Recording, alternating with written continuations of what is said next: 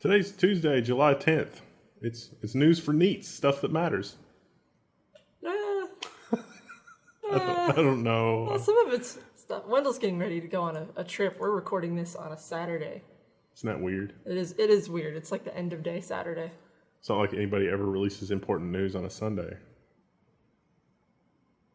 Anyway, yeah, so I'll just get on with the news. What's in this episode? The one that was the closest to the top. This is government and one each of crypto, design, and There's one other category. something I don't remember. We should have saved the design for last. Social. Oh, social might be a close second for design in terms of like how ridiculous it is. Listen, the design one's not that ridiculous. It's fine. So we reported last week that there was this crazy like link tax European Parliament thing going on. Well, guess what? That has been rejected by the EU Parliament. Although I would point out the margin by which it was rejected is a little unsettling. It was 318 to 278, which makes me weep for all of Europe. What's more important is it wasn't necessarily rejected. It was kicked back to committee. So it's not dead. It's just they blooded its nose and sent it back, and it's going to come back more powerful than ever. I don't like this new, like, it seems like it's happening in everything. The new strategy is, let's ask for the completely, it's like, I would like to murder and dismember this person and then mail the cubes of the person to their family. And it's like, well, that's unreasonable. Why don't we just gas him instead? Oh, yes, let's do that. That's much more. It's Can like, we reuse the meat? Well, see, that's the slippery slope, the boiling frog of government.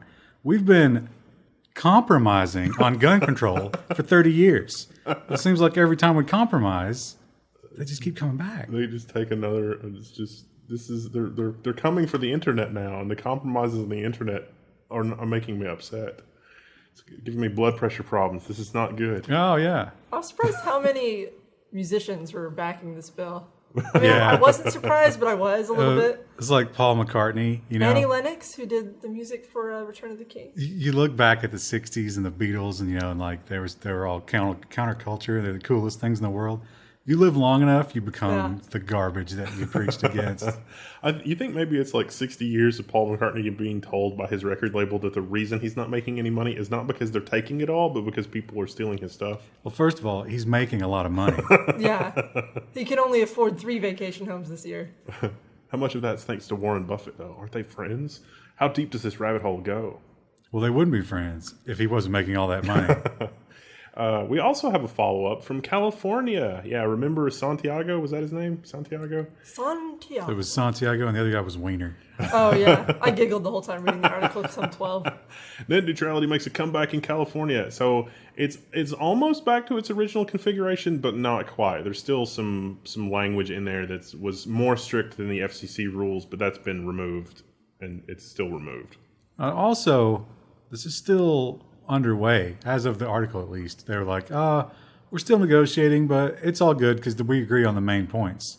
So it remains to be seen if another last-minute switch and bait goes on here. I mean, it's kind of like with the EU thing. Everybody's celebrating. It's like, yeah, we did it. No, you can never celebrate this kind of thing. It's eternal vigilance. Fight.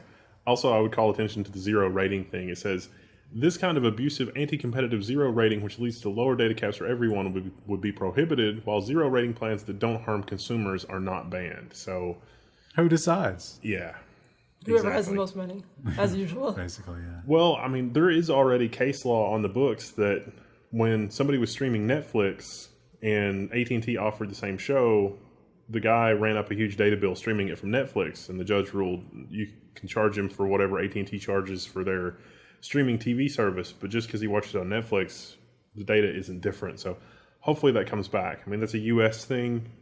It's not, really binding, and that was, I think, in like Virginia or West Virginia or somewhere, but I hope stuff like that ends up being on the books in California. But it's going to be 5 or 6 years before this is really corrected, and this next 5 or 6 years is looking like dark times ahead. California High Court has said that Yelp can't be ordered to remove posts.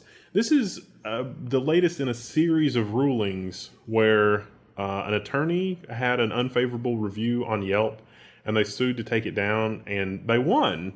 but it was a lawsuit against the person that left the unfavorable review, and they didn't take it down. So then they tried to involve Yelp somehow and force Yelp to take it down, and they won that case, but that was appealed by Yelp, and now it's saying, well, Yelp doesn't have to comply with that, which is weird. I mean, because it's, Yelp. I would not think that would rule that way. The judge said that Yelp was not involved in was not a named party in the final case. So Yelp can't be made to remove somebody else's review. So I guess the earlier ruling that the person that left the review has to remove it still stands, but the attorney hasn't had any luck contacting the person that actually left the review. I wish we had a username. I don't know. It's just sort of odd. Attorney had no luck getting Crusher 99 to respond to their messages. I'm not really sure. It's like Yelp said the removal order violated a 96 federal law that courts have widely interpreted as protecting internet companies from liability for posts by third-party users and prohibiting companies from being treated as the speaker or publisher of users' posts. But I don't understand why it's such a big deal to make Yelp remove it, other than it maybe opens Pandora's box for other people to demand that their stuff be taken down as well. It's going to be interesting to see how that one plays out. I'd say that they'll probably appeal it, the attorney in question, because they're an attorney. Uganda has banned VPNs to prevent users from dodging its absurd new social media tax. Oh, and by the way, Uganda has a social media tax. It's like 5 cents per post, I think. Or no, per day. But they earn like $600 a year. Yeah. That seems like a lot.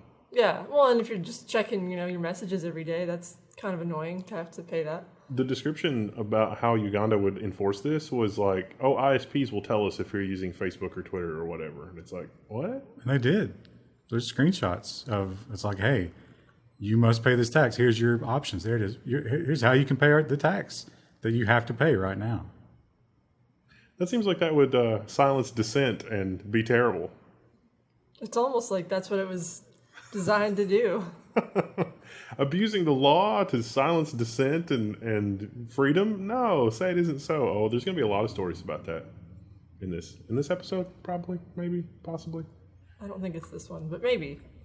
We literally just said the names of the categories, and it's already this gone. is the government one. Okay, well, that's who does it. Ars Technica has a nice article on, so Tacoma has not released stingray records. Remember the story that we did? That was probably a couple of months ago now, where they were like, "Hey, let's roll out this thing and it'll be fine, and we're just preemptively surveilling everywhere with stingrays in order to try to find crime preemptively." Well, they won't turn over records about what they found and how badly they were doing it, even though they've been ruled against and been fined. So, I'll just say that I read this article early this morning, like first thing when I woke up, and it took my half asleep brain a second to register that stingray did not mean the aquatic animal. Oh, they got Steve Irwin again. So stingrays are surveying all of Tacoma. I was like, how? This is really insulting because it's like in the ruling, it's like Judge Whitener ordered the city must pay $182,000 for violations of the state's PRA and over $109,000 in attorney's fees. But it's like, oh, you caught me red-handed spying on our own citizens. Pay yourself $109,000. Nothing bad ever happened to anybody involved. Why? Why is this a thing? This next story is sort of fun. Mob lynchings in India fueled by WhatsApp and fake news. So I don't know. There was a guy driving a van or something, and he got mobbed. It was. So what happens is people start spreading rumors over these social media sites that these people are operating a child sex ring or a child trafficking ring or something of that nature. It's WhatsApp. It's not social media because WhatsApp is encrypted. So you never know. So they send these mass messages and they're saying that, these horrible things are happening. And it's Bob. Bob is doing it. And Bob has no idea. He's like, what? And then people go and kill Bob. Well, this said they killed the guy driving the van. Yes, to combat it, they hired street performers. Now, $8 a day. What kind of idea? This is definitely a government idea. It's like, you know what we'll do? We'll get street performers to drive to all the little tiny municipalities and alert people about not falling for this. And this guy showed up and they're like, That's exactly what those people would say, and immediately lynched him. Why? This has happened quite a few times already, which is, I don't know how you would combat this in really rural areas in India. Well, Use WhatsApp to fight. the way they want to combat is to, break the encryption of WhatsApp. But they do point out that these are a lot of very rural people who are just now getting mobile devices. So you can imagine somebody who's in a technology period of like the 80s and you hand them a smartphone. It's kind of like going back in time and showing somebody modern technology. They would immediately think like, what is this witchcraft? And they would be spellbound by it. And that's what's happening. They see it, they believe it. They just blindly trust it. Cause it's like, who would lie about that? The magic screen has spoken and we must kill. I mean, to be fair, if you didn't know that it was fake and someone was like, hey, these people are selling your children, I'd probably be pretty angry too and be like, maybe we should kill that guy. I'm getting an idea for remaking the movie The Gods Must Be Crazy. Except instead of a Coke bottle, we're going to drop a cell phone. I haven't seen that movie in ages. I've actually seen that, I think, a long time ago. Was it on TV once? It's like the cell phone here says that we need to kill so-and-so and send Zuckerberg all of our money. Who is Zuckerberg? And what's money? Oh. Europe is using smartphone data as a weapon to deport refugees. So, like the Dutch, apparently, when you apply for asylum and they don't believe your story, they ask for your Facebook password, and by law, you have to give it to them if you want asylum.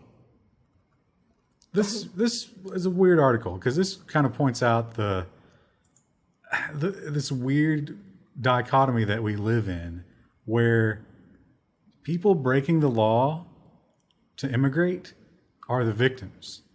Because Wired was like, advocates are warning them to throw away their mobile phones so they can't get caught. And it's like, well, so it got stolen in a refugee camp. You're saying it's a good thing that these people are defrauding the government.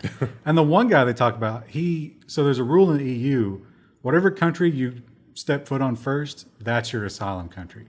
So he started in Greece, but he did a little research and it was like, there's Greece, no social programs here. Greece doesn't have welfare. I need to go to, where was it? I thought it was Denmark he went to, but maybe, I could be wrong. Yeah. And it's like, let me throw away my phone so they don't find out that I was in Greece first. Well, that's what it was recommended to him. Yeah, because I want to get these juicy welfare programs. I do not agree with that at all. I mean, why are these people are criminals. Are they criminals for doing that, or are they other higher level criminals that are also escaping the rest of stuff in their country? Oh, it doesn't matter. It just seems, I don't know. I wonder why it's the first country you step foot into that's because nobody wants them, and it's they're like, this is the easiest rules to implement. And we should say that on a meta level, I understand. I think we all understand that us bombing Syria into the Stone Age is responsible for a lot of this. But I'm not going to carry the weight of my politicians' actions. Everybody shouldn't suffer because they did that. They can go to Mexico. Oh, they have a very serious immigration policy. That's hilarious. That's another can of worms you probably shouldn't have opened. Yeah. That's precisely why I opened. The comments are just going to be it's just horrible. Oh my gosh. If it was not already apparent that we have no idea what's going on in Europe, we kind of do, but we kind of make fun of it, so not really. We don't live there. If you live there, you can give us a little insight, but the article made it sound like these people are kind of just fudging their details to avoid being caught. And by kind of, it means literally hiding everything. Yeah. I mean, I want to be compassionate, but I also want people that are capable of pulling their own weight to pull their own weight. They talked about people hiding up to 13 SIM cards in their body cavities, which means the butt. I don't even want to think about that. No, that's all you're going to be thinking about. Yeah. Maybe that's an easy way to get through airports now, Wendell. No. No, because they got the sniffer dogs now, electronic sniffing dogs. Court rules copying photos found on the internet is fair use. This is surprising. This was very surprising to me. I was not expecting this result. So this website that is... It's like a tourism website. Yeah, it's like, come to our town. Our town is amazing. A photographer took this picture, and this was used without permission. But they said that because they cropped the photo and they transformed the photo, and because it was a non-commercial use, that was okay. And I would not expect that to be okay. Normally, like if you're going to take an image like that, the rule is like it needs to be significantly altered. Like not cropping is not enough. And that's why I was surprised when it was like, no, that's fine. But the non-commercial part, so this was the Northern Virginia Film Festival, which a film festival is a commercial endeavor, right? Yeah, or I is would it think. like a state-funded thing? You would think. But for whatever reason, they're like, no, this picture wasn't promoting a film or anything like that. It was just like, hey, look how exciting Northern Virginia is. And that was part of what made it okay. The use was in good faith. Yeah. Which that doesn't really do the photographer any good. I don't know why they couldn't at least include a credit to the photographer on the page, but I think that was part of it. They claimed they looked for some sort of license for it and couldn't find it. And I guess they had the proof of where they found it. So wherever they found it, there was no accreditation. I hate it when that happens. It's like, oh, I'm going to crop your photo and upload it to like a Creative Commons thing. And it's like, no. Put a 9-gag watermark on it. Well, you know who should have used watermarks? The BBC. The BBC is heading to court to hunt down somebody who leaked a Doctor Who scene. So we have a new female Doctor Who, in case you've been living under a some rock. people don't like that. That's Hashtag okay. not my doctor. None of them are my doctor. I don't watch Yeah, it. I don't watch Doctor Who either. I don't. Christopher Eccleston was okay, but I don't know. Matt Tennant wasn't too bad. I'm signaling to the. It's The fine. other Doctor Who people. So that we get upvotes and comments and engagements and stuff. Sean Connery is always the best. So the BBC has found this scene. The scene isn't even complete. It doesn't have all of its stuff, apparently. It's a 53-second clip, I guess, so it's 1 minute. But the BBC is, they're going after this hardcore. So They wanna figure out who Correction, leaked it. 53 seconds is not 1 minute. Actually, this is probably going to be a clip shown at Comic-Con or something like that, but it's not even, it's just a tiny little tidbit. But the big story isn't that they leaked it. It's that they are mercilessly pursuing whoever leaked it. Because this had to be somebody in the Internal. production chain. Because it was, pre-processed or pre-processing. So how much how much resources do you want to throw at that to find the leaker? Because didn't this leak create more promotion about Doctor Who than anything they'll do at Comic-Con? You know what? Maybe they did this. yeah.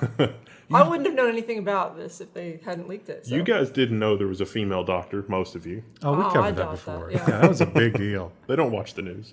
Well, I saw it on a lot of geeky websites. A lot of people were upset Oh, yeah. they had a female doctor. The one side was furious that the doctor was female, and the other side was furious that one side was furious that the doctor was female. There was nobody in the middle that was just like, I don't care. Well, there I are don't people care. like us who are geeks but don't watch Doctor Who. So I think Doctor Who should be transgender. there, I said it. Omnigender, it's just, whatever they feel like today. I mean, it goes with the rest of the No, technology. I think they should transition throughout the season. And all of the difficulties that go with that. Find a brave actor who's willing to start hormone therapy as they begin filming, and then we can. Did you see? This is related, but this is not related to technology.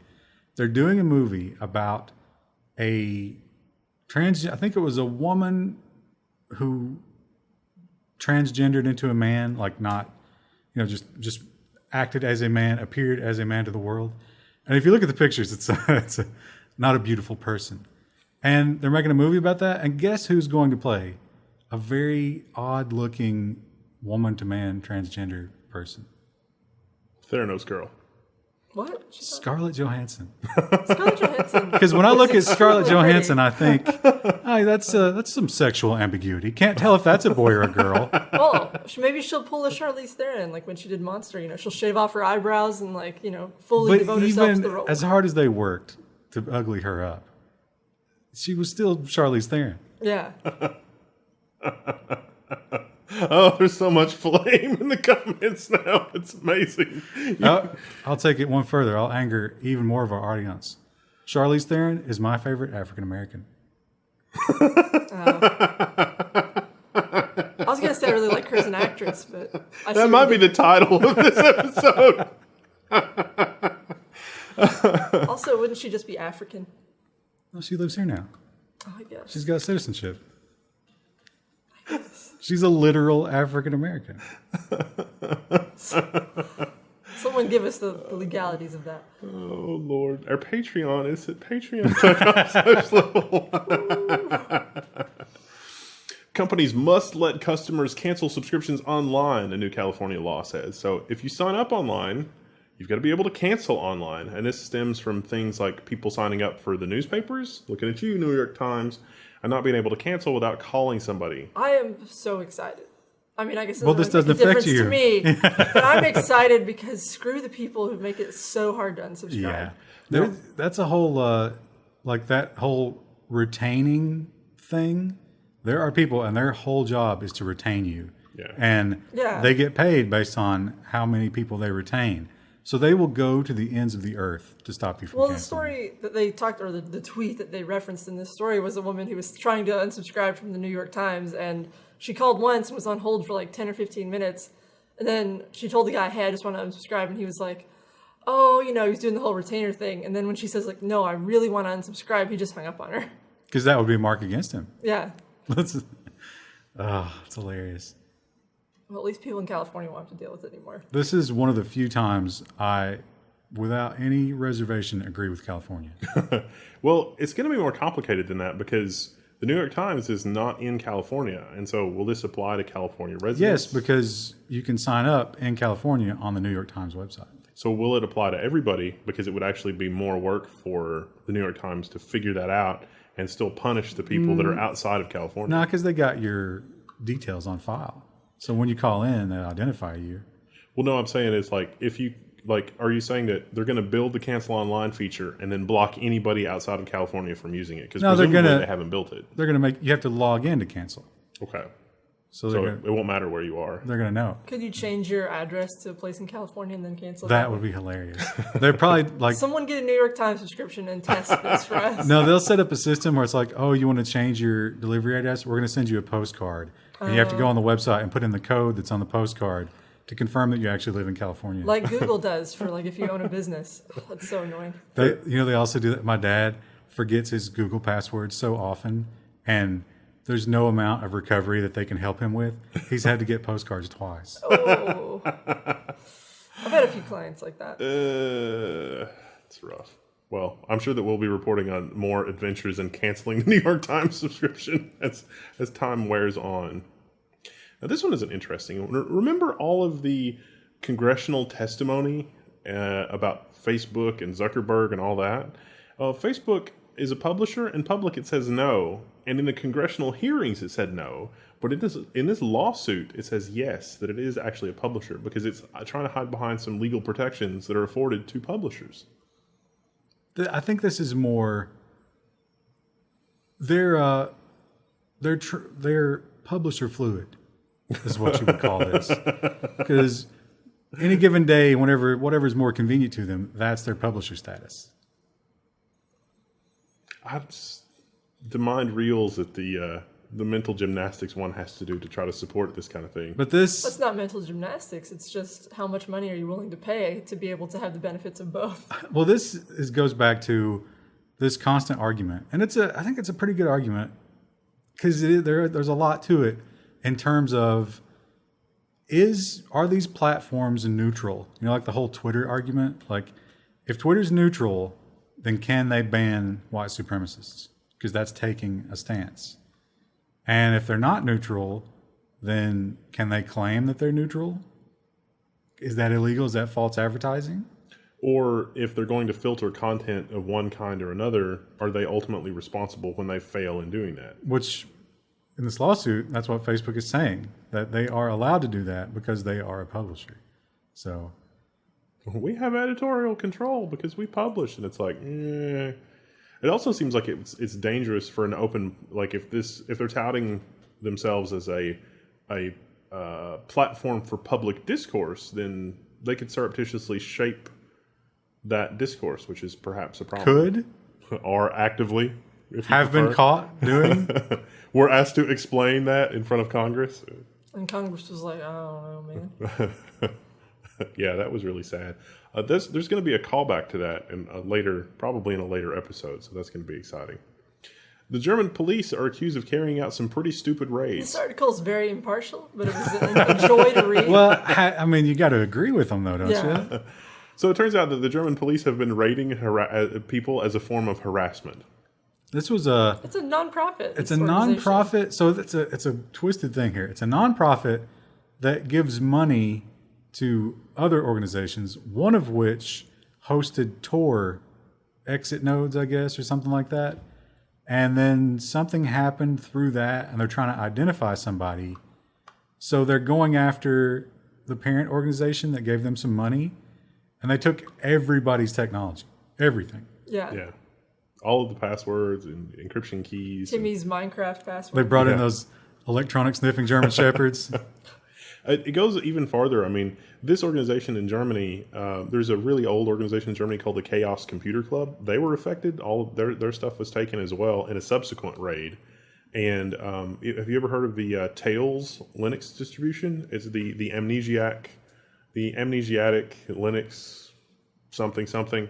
It's a bootable Linux CD that you can use that's sort of high security. You can use it for secure browsing. It has a Tor connection built in. It can do VPN type connections.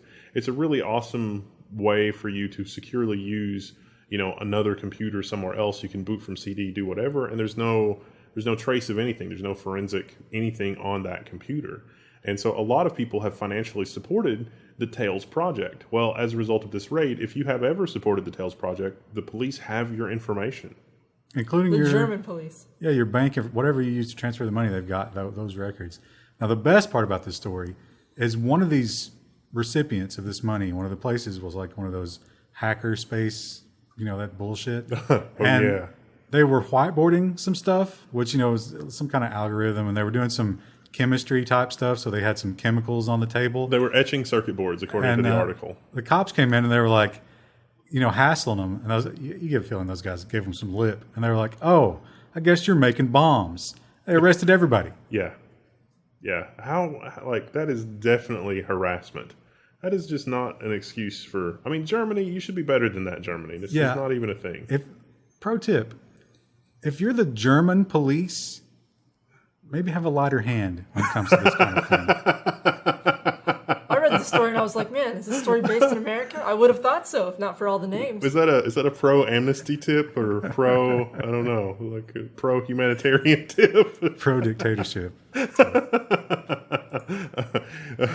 you want fascism? Because this is how we get fascism. I've got some bad news for fans of Kim.com. Kim.com has lost his New Zealand extradition appeal. The only avenue left for him to save himself from extradition from New Zealand is to appeal to the New Zealand Supreme Court. How long? That was back in the 2000s, right? Yeah. Was it like 06 or something? Well, I think Mega Upload started in 06, and at its height in 2011, Mega Upload claimed to have 50 million users, and this is from like 2013 is when this is dated. So it's been going on quite a while. Yeah, he's been fighting this, and he's right. Now, remember that one thing they proved, that all of that happened illegally in New Zealand at the behest of the American government. And I think they let the Americans go in and raid him. Yeah. And the Supreme Court ruled that was in fact illegal, but somehow I guess they don't have the fruit of a poisonous tree over there, because somehow that didn't matter and the case just went on, and now he's lost. Yeah. That just doesn't seem... He actually got an apology from the Prime Minister or something for having all of his stuff taken illegally, which is like, at the end of the day, it didn't seem to matter. An apology. Hey, sorry you lost everything, bro. We're still going to give you up to the Yanks, but you know how that goes. Here's a coupon. For like an ice cream cone. There's an unlimited pasta bowl at the Olive Garden. Sorry, it's a bit sticky. I don't know what happened there. Sydney Airport is launching face scan check-in trials. Now, haven't we reported on inaccurate face scan stuff for like the past, I don't know. We had quite a few stories about that, I think, just last week. What could go wrong? The UK's was 97% inaccurate. Well, obviously airports is where we need inaccurate face recognition. But this is going to be everything. You're not going to need a passport. You walk in, every part of your airline experience is going to be a facial scan. I don't think that's going to work. What happens to... Like, there's just so many questions about, like, it's just not going to work. Ugh. Somebody's making a lot of money. Yeah. Yeah. It's going to work for, maybe 40% of the people who use it, and the other people will be re-educated. I'm still waiting for the research group to tell us that the airport scanners, which were just already in mass production even before airport scanner stuff was signed into law here, that turns out those actually just give you cancer. They're cancer machines. I can Like see that. the ones that were looking at your junk. Yeah. Maybe we should mix the two. Maybe we should base everything in the airport on a genitalia scan. It's like in Fallout. It's like the vault builders, like each vault is an experiment. That is, every time something bad happens, a company enacts a new experiment. And it's like, we don't have enough people with cancer. We need to perform some, real grassroots research on cancer. So we should deploy these scanner machines. I think based on what we see every week, the entirety of the Australian continent is one big technology experiment to see how much they can screw one group of people when it comes to technology before they just an open revolt. One of the tools that can prevent open revolt is when the government gives one citizen the tools to rat out another citizen, and we have that here in the UK. Call back to the German police. In the UK, they're launching a national dashcam database for snitching on bad drivers. So the idea here is that you have a dashcam in your car, and when somebody does something that might be illegal, you upload the footage, and maybe the police will find that person. You also give a description of what went wrong, and basically you fill out the report for them. They print it, use the video as evidence, and give somebody a fine ticket. somebody. It's like reporting another bad player in a game. Here's what I want to make this appeal to the people who are going to be under this horrible, horrible oppression. Ignore it completely 99% of the time. Only report people not using turn signals, but report it every time. And if you see a cop, follow them around, because inevitably they're not going to use their turn signal, and report them mercilessly. That would be funny if that's all they got reports on from other cops. Right. Like, Channel the BBC with their Doctor Who witch hunt when you're doing those reports. But yeah, that's disgusting. And I hate crappy drivers. And I've often been, like behind somebody, and it's like, God, I wish other people could witness what an idiot you are. But this is not the solution. Don't be Did any of you go to elementary school? Do they not teach these lessons in elementary school anymore? You don't tattle. Yeah. No one wants that. See something, say something. Also, think about this. Those of you who are like, oh, screw you, man, I'm doing it because these people deserve to be.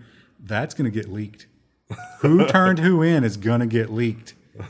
And it's going to be like Uganda when that happens. So think about that.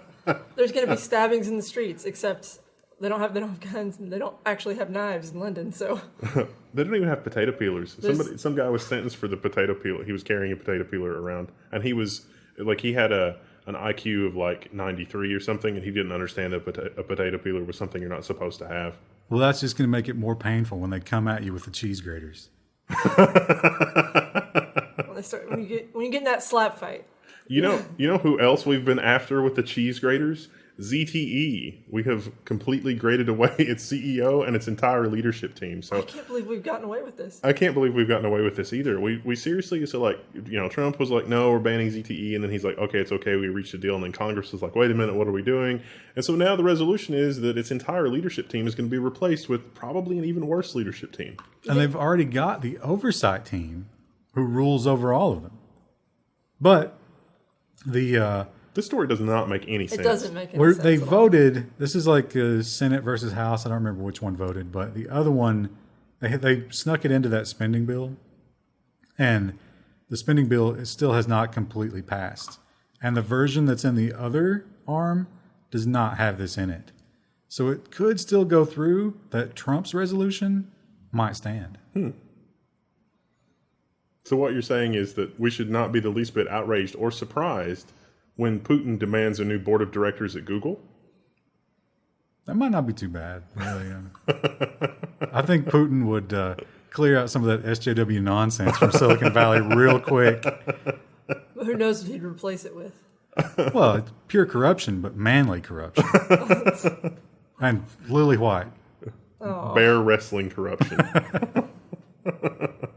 Kazakhstan is throttling the internet when the president's rival is online. I really wanted to come up with some kind of a Borat reference, but glorious Kazakhstan. I just didn't care. So apparently, like, I had a higher opinion of Kazakhstan before this article, and after this article, it's like, come on, guys, you guys. What do you know about Kazakhstan? Yeah, based on what? Yeah, other than like what you saw in Borat, what do you know about Kazakhstan? What's the capital? I don't know. I know nothing about Kazakhstan. Kazakhstan is like the stereotypical Eastern Europe. They're kind of Central Asia. Is there anybody in Kazakhstan? Is this a thing? Is this like a known thing? But what's going on here is there's a little fringe splinter guy who's not even in the country. It's one of these deals where he fled the country, but he's using social media to attack the ruling party. And he goes on Facebook every night at like 7 p.m. or 8 p.m. So they just turn the internet off basically every night between 7 and 9 p.m. The guy in the article was not mad about that so much as he couldn't get on Facebook to discuss the World Cup with his friends. Right, yeah. Which, that's what's important. And there's a lot of that. I'm noticing certain parallels with what's happening here in America. EurasiaNet.org, I don't know if they're partisan, but they really went out of their way to say how this guy wasn't even a factor, like this opposition guy. But, maybe this is just a government mouthpiece.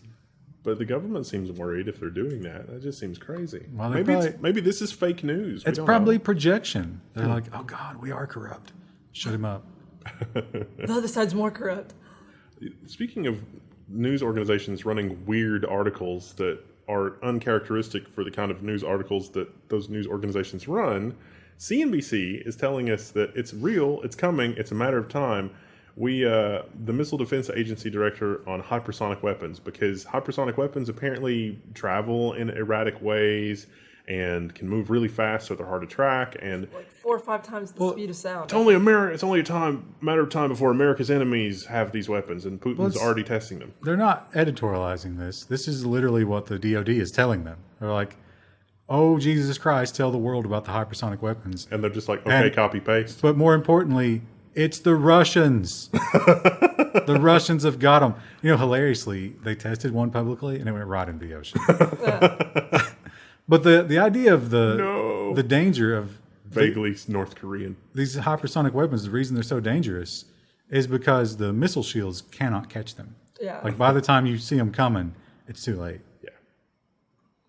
So literally, what was that about? It felt kind of like a fear-mongering article, or propaganda. Yeah, I thought we were past propaganda. No. Oh my God! When did we get past? Yeah. The best part. Who works as a designer? No. The final paragraph. It was like hypersonic weapons. They're evil, and Russia's got them, and it's the end of the world.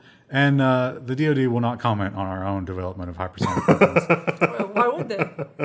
They would never ever use something like that. They run Windows. It's nothing to worry about. Well, they're good at making bombs, though.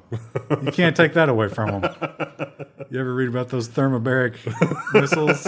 That's some nasty stuff. Facebook has admitted that it has done a major screw-up and silently unblocked people without asking. So if you ever blocked somebody on Facebook and all of a sudden they can message you again, Facebook would like to request a mulligans. Do a lot of people use blocking? I don't think I've ever really used block. The funny thing was, this didn't affect you if you had unfriended them. So this was only if you blocked them. But still stayed friends. I guess that's like a stealth block. So well, you don't necessarily want to cut ties with them, but you don't want to see their crap in your feed, maybe? I guess. Does blocking remove the messaging capacity? I think... I don't remember. Yeah, they're not allowed to message you, but they don't necessarily know it. Okay. Until they try to message you, then it's... Although maybe they do, because isn't that like when somebody blocks you on the mobile stuff, you get it's like you can no longer send messages to this user, right? I don't know. I don't use Facebook. Yeah. Well, that can be some user engagement. Explain to us. I'm sure some of you have been blocked. Some of you with those anime icons. Tell us how that works. Our next article, I have no idea about. Yeah, this is about sports, but it's also about crypto. The Kings are the world's first team to mine cryptocurrency. Here's why they're doing it. So it's the Sacramento Kings It seems like some organization, mining store, gave them some cryptocurrency mining equipment to be like, hey, promote us, and you can have this really expensive cryptocurrency mining equipment that's mining Ethereum. And well, it's going to a local charity, I think, for like inner city youths. I think was the charity. It's funny because the charity literally has the word black in it, which maybe be a little less partisan there, Sacramento Kings. But yeah, that's basically. It seems like, hey, we've got this huge center, and it wouldn't be a lot more on our electricity bill if we just plugged in some miners, and the word cryptocurrency in the title will get us some press, so let's do that. And also, no one is buying this equipment right now because cryptocurrency prices are way down. So what better time to give away your equipment is when no one's buying it? $5,000 a piece, these machines that they're running. Jesus. It's one of those things, it's like, they could probably just donate some computers to a school and make the same sort of difference that they're making in some of those kids' lives, but... I kind of think most of the schools in Sacramento have computers. Maybe not many that are updated. Fast Company is telling us that everybody's penchant for blue is making us all miserable because blue is a terrible color. Well, it's more blue light. So it's literally cancer. This is clickbait a little bit.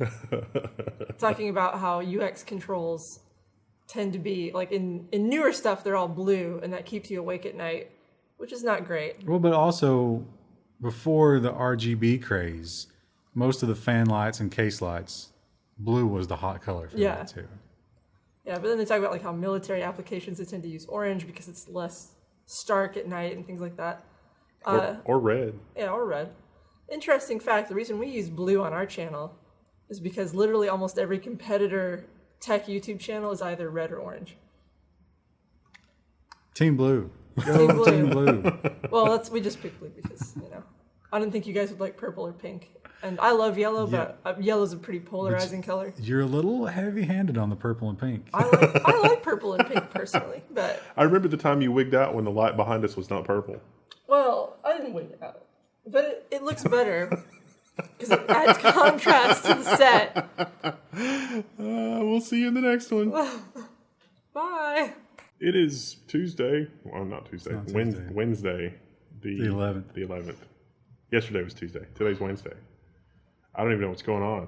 We've got the biggest story that we've ever done. That's what I'm excited about. That's what's got me all discombobulated. Literally the biggest story Level 1 has ever done. You're kind of overhyping it a little bit. I think you're trying to cover up. Musk has met his Model 3 production quota. This is amazing. He actually missed it by 5 hours. And as you'll see in a later story, it's not all good news either. I like this headline. It's Tesla pushed out. It's a very childbirth he gave imagery. Birth to 7,000 cars by himself. Yeah, literally by himself. All these stories make it sound like he was there alone, just running down the assembly line at each station, furiously working. Not, whipping the backs of his employees, screaming in their tents. He's in a sedan chair. Somebody should Photoshop that. So this is the Model 3 production, but on top of their other production as well. So only 5,000 of these were Model 3. Yeah. So good job, Tesla. Nicely done. It also should be pointed out that none of these are the $35,000 Model 3s. Mm-hmm. These are the 50 plus models. So they haven't. If you're all excited about your pleb Model 3, they haven't even started yet. But one day, don't worry about it. They did actually open to take sales from anybody, but the cheaper Model 3s are not available yet for the most part. The other horrible thing about this is, depending on which state you're in, the subsidies are going to stop very soon. So, already. If you take possession of your Model 3 tomorrow, you could get $12,000 back, which that's nice, right? But at the end of July, I think it's going to be down to $6,000 in most places. If you don't get it by September, nothing. It's gone completely in a lot of states. So how long he takes to make these is going to have a serious impact on how much money people get back. Oh, it's probably going to be a lawsuit. Level 1 predictions. Probably so. Or maybe he can lean on some politician to extend those deadlines. But those are all state programs, so there's no way to do that. It's not like it's federal. Or you could just Some of them might bribe them be federal, individually. but to get the whole package, you need both state and federal.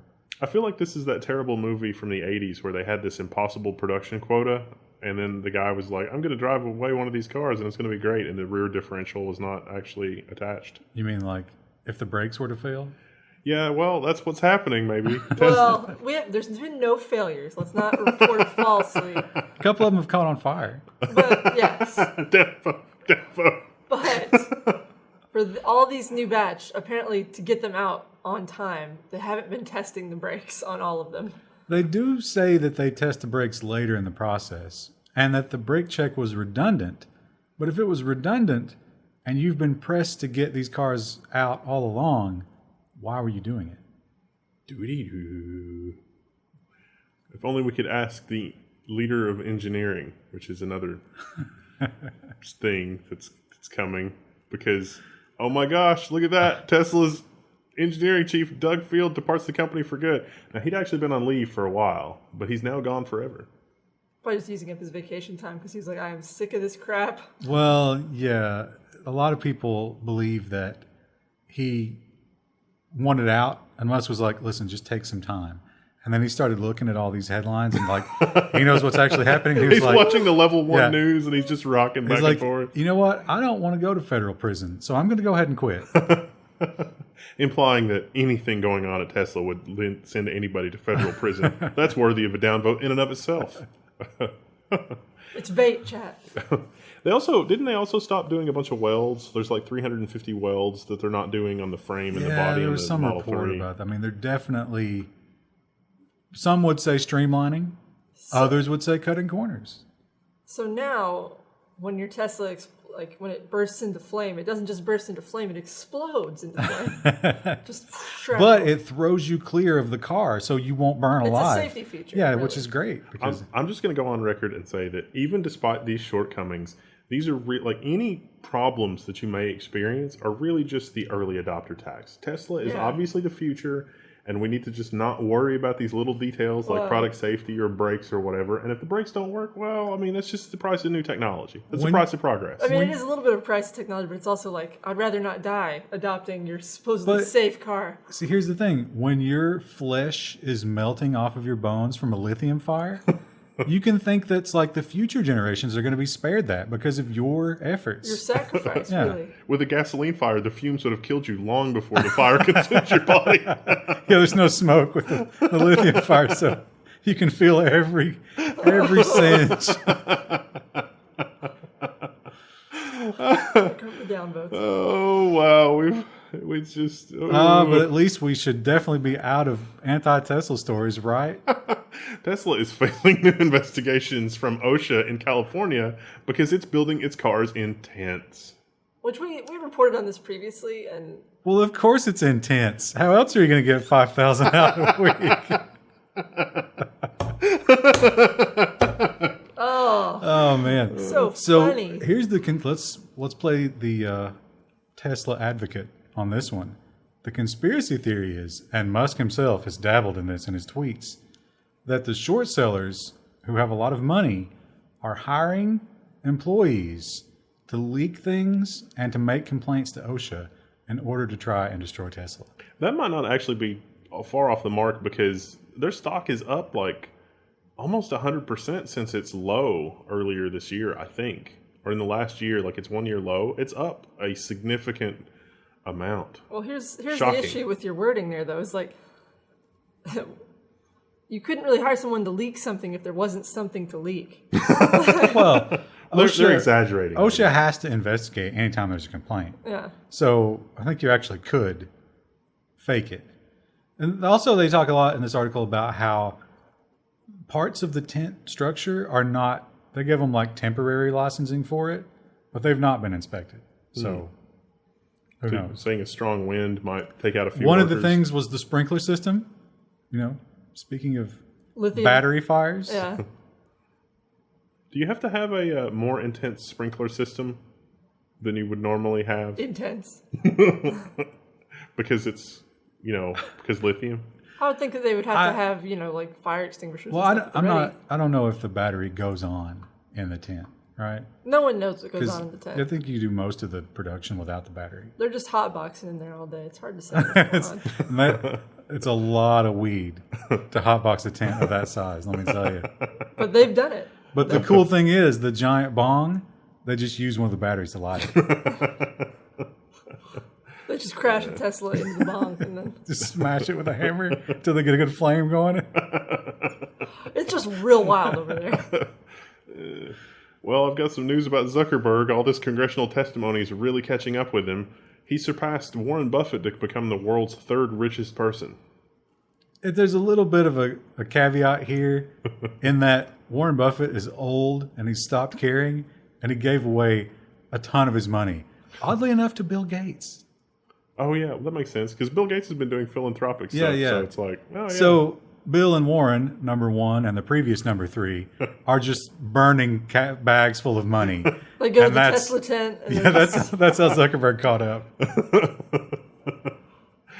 HTC is going to lay off 1,500 employees in search of profit. So HTC, they make so many things, phones, and just Google scooped up some of their employees. I think we reported on that last year.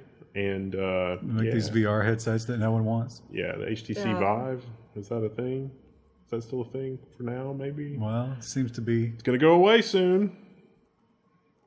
as are a lot of their employees. as it turns out, Profitability will return. It's going to cut its Taiwan workforce by 1,500 people. That's 22%. Jeez. That profits seems like will return that's a by lot. cutting down all of our people. The people that left are the people that did the Pixel for Google. You know who they could pick up some people from? ZTE. It's like They're it's just like shuffling around. the wife swap TV show. It's like executive swap. I bet it- Engineer swap. What could possibly go wrong? This engineer doesn't comment anything in here. Ziff Davis ZDNet has got a fun article. LG has embarrassed itself with OLED burn-in at the SID trade show. So yeah, new OLED TV. This is amazing. Oh, That is That's bad. really bad burn-in right there. that's actually shockingly bad because there's a website called RTings. I don't know if that's how you pronounce it, but they actually test for this kind of stuff. And they haven't produced burn-in that bad, even under artificial conditions. So you got to wonder what the heck they were doing. But also, it's every color. Look at that. Yeah. That's it's- like every color of it's the just rainbow one. burns equally on the screen.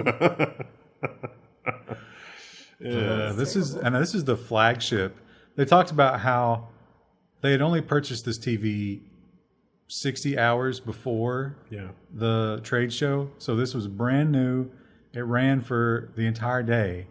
And the next day, it looked like that. That just seems crazy. There's something not right here because OLED burn-in is a thing, but it shouldn't be that bad. Unless the brightness was like at 1,000,000%. It may or have been. Well, I'm though. sure for a trade show, you want it to be very vibrant. Crisp, yeah. But even at the max brightness, it shouldn't do that. That's not okay. I don't know. This might be a hit piece. I have a feeling that we might be reporting a correction next week, maybe, but maybe not. Well, I mean, where did they get that image from? Is that touched up, you think? I don't know. Like controlled the levels. Is in that a deep Photoshop. fake? I don't know. There's got to be more to the story here. Maybe the TV was on for longer, or maybe it's damaged somehow. Well, it something. couldn't have been. There are OLED phone screens that have burn-in this bad that I've seen, but it's usually like a first-generation device. I don't know why you're so insistent that He's a this shill. couldn't just be a bad TV. Because it's only 60 hours. Oh, you mean like just SHILL. like this model is bad, you mean? Or like this particular one has something wrong with it? Either. Oh, yeah, I guess that's true. But if either of those are true, they're both pretty disconcerting. Yeah, that's true.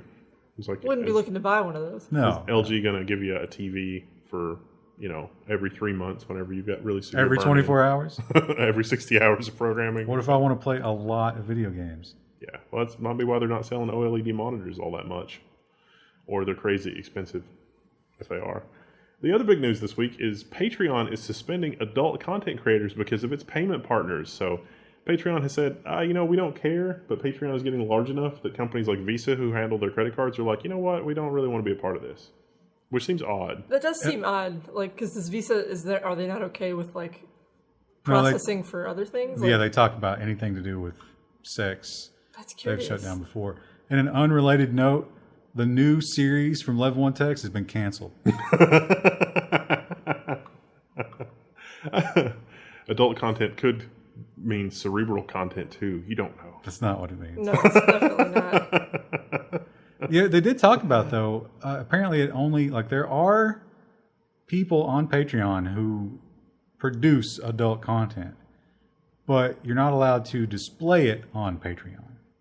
Upload it. So you can still support your favorite porn slut, but she can't put any nude pictures. And there was one who had a reward tier That's pretty common. where you got like a personal nude or something like that. That's very common where like a That's girl will not- do that where it's like you get a signed photo of me every month. That's Yeah. also like a Twitch, a thing that's common with a certain type of Twitch streamer. Thought. But You can that- say it. But that doesn't, We're going to get demonetized. that's not an official Twitch feature. No. No. Yeah, you have to go through something like Patreon, Yeah. which Twitch opens up What a funny name. an opening in the industry for a Patreon specifically for Oh, porn. what were we going to call ours? Because we talked about this the other day. It was a good name. I forgot what it was. Oh, it's going to bother me until we think of it. No. If we did think of a name, didn't we think of a name for like what you should call the cam girl streams in Twitch? Like what that category should be? Was it Thought Spot? That was something else. The Twitch for cam girls was Twatch. Oh, that's right. That's right. I just want them to have their own category.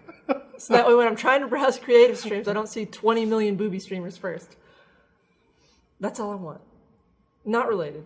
I'm sure that the people that like that kind of streaming would like having their own category for that kind of thing as well. Because then you can find what you're looking for instead of getting Yeah, distracted. you don't have to waste your time with. it's like, this girl's just learning to play the guitar. This is terrible. This I is don't what I want this. came here for. Yeah. She's wearing a sweater. Time to split the nanosecond. Time split to the nanosecond is precisely what Wall Street wants. So Stanford and Google apparently have figured out a way to synchronize computers down to 0.1 nanoseconds or hundredths of a nanosecond. And that's great for high frequency traders on Wall Street. Which is bad for everybody else. So it maybe shouldn't do that. Because the only reason, I mean, when you're talking about an efficient market, you want to get buyers and sellers together at a certain price. No one decides that at the nanosecond level. That's just cheating. So what you're saying is, yeah, I don't know. Did we have another article about how because it's been so hot in New York that it takes an extra like 20 nanoseconds or 20 microseconds to do something? It's 8. 8 nanoseconds or not 8 If we microseconds. included That one or might not. be in nonsense. I don't remember. We'll get to that one. It's fine. We just ruined it. We spoiled it, but that's okay. No, it's That basically was the story, yes. yeah, it's fine. AT&T, remember they merged with Time Warner? AT&T promised lower prices after its Time Warner merger. It literally went on record in a court of law and told a judge who said, okay, that sounds good, that AT&T and Time Warner, after merging, will be more competitive because they will eliminate redundancy, have less overhead, and therefore be able to offer consumers lower prices. So, most DirecTV Now prices are going up $5 a month at the end of July. Because, fuck you. This is basically, yeah, you know, it's in dollars and cents, but this is the same. We talked about the HBO story last week, and of course, Taylor Swift now. Oh, yeah. So My Taylor favorite Swift, channel. that's going to cost you $5 extra. You know, I will do anything I have to do to see that Taylor Swift live. Well, AT&T knows that, and that's why they're charging you $5 extra. paying $5 is what you have to do. You know, I remember when the two satellite radio companies, when they were merging, this same exact thing played out. And they testified. They're like, no, it's going to be better. And the exact same thing. They just immediately raised prices after they were done. I really want to write that judge a letter and be like, hey, do you think you could, like, is there anything you can do about this? Because I wanted to bring this to your attention. And he'd probably send a SWAT team after me. There's no threat or anything there, but it's just like, hey, did you actually think that what you thought would happen, or are you just on the payroll? You better get some pics of all the schools that his kids go to and include them. And get a really manly email address. Like manly stubble. Double manliness. Oh, You that's know, right. Stubble manliness. To speak to that argument, what AT&T is going to say, and they'll argue this successfully every time, is this is not the same package. Look how much more Taylor Swift you're getting in this new package. It's not apples and apples. This is a totally different thing because you get Taylor Swift. They do have one plan that was a slightly lower price, but it's less stuff. It's less Taylor Swift, so. Basically, they're saying by asking for more Taylor Swift, look what you made us do. You know what? It took a minute, didn't it? That's funny because that's a lyric to a thing. You do know. I'm amazed right now. I only know because the people on the forum were like freaking out about how good it was, and there was a link posted online. Did you listen to it? I did, and I thought it was terrible. It's not great. It's all right. Our audience, especially the people in the Twitch chat and on the forum, love Taylor Swift. It's universal. They all love her, which is weird because you wouldn't think that Venn diagram would even touch. Well, her advice on security is quite good, but I don't really care for her other artistic endeavors. Her music is okay. It's catchy. It's fine to listen to on a summer afternoon. But Not when you're deep in the throes of depression. Any other season, not acceptable. Yeah. It does not feel the emptiness inside. For you, that's only Weird Al, though. Weird Al, I do enjoy his cleverness. You're saying you've got a blank space inside of you? And you'll write his name. Charter has launched a mobile video service, and it throttles all. No, Charter has launched a mobile service, and it's throttled all video to 480p. Although if you call them, they will upgrade you to 720p, but they're going to charge you more for that. No, I thought that was the competitor that was doing the 720. I thought it was Charter. Comcast is doing 720. Yeah, but you have to call them on an interim basis at no charge, but they plan to charge extra. And so yeah, the timing here seems really frustrating though, because what's with the synchronization? The big story here, when you say synchronization, is they've actually got an agreement that they only sell these wireless plans in their own market, so there can be no competition between the two. I mean, think about that. I'm thinking about it. You talk about, collusion for pricing. That is exactly what they're doing here. And it's so blatant and plain too. Well, I mean, if the people that were asking Zuckerberg the questions are the people who are figuring out if there's collusions or kind of shenanigans going on here, it's hopeless. Well, do they have to figure it out? They're telling us. It's in the press release. I like this quote here. The Charter and Comcast video limits are likely not related to the recent repeal of net neutrality rules. The rules banned throttling, but they had an exception for reasonable network management. I guess it's true that when you're watching on a phone, high resolution isn't that important. But what if you're hotspotting or something like that? Yeah. Or what if you just want to decide? I mean, it's like it's my right to watch 4K. If I paid for a certain amount of tiny cell phone. But it is, it goes back to the whole point of like, if I were downloading something else with that data, there's no difference to you. Yeah. It's just what I want to do with my plan. My plan. MoviePass. MoviePass's new business plan is to charge you whatever it wants. So MoviePass, that's not good. Oh my gosh, that's real. Yeah, that's a... Yeah, but they're blocking out the last numbers. That's but not... the name is there in the expiration date. Cassie Langdon, I'm just going to tell you now, you just need to go ahead and cancel that MasterCard. Poor Cassie. Cassie, how did I know it was a MasterCard? You gotta really... I'm so sorry. So I wonder about this because I remember earlier in the year when they were offering these plans, you could do... The best pricing you had to do like the 12-month sign up, right? So isn't this, they're changing the deal? Yeah. In the middle of your mandatory 12 months? MoviePass is adopting surge pricing. So popular movies, you're not going to know. Well, you have to go on and, so to get your MoviePass, you use the app. And when you go into the app, you see all the different movies that are playing and all that stuff. If they have a little red dot next to them, it's an extra $3.99. Doesn't seem like a good deal anymore. But it is. Think about it. It is a good deal. Because what is it, $10 a month? If you watch like 2 movies a month, maybe. But you can watch 30. But except how many good movies are there out at any given time? 0. Yeah. So if you're watching movies, you're not watching good movies. But I'm saying you're still, I think you would have to watch, even if you watched 3 peak movies a month, you save money. So for a big moviegoer, it's still a good deal. And it still probably isn't going to help them from losing money. They lost $40 million in April, and it looks like they're going to lose 45 for June. Phew.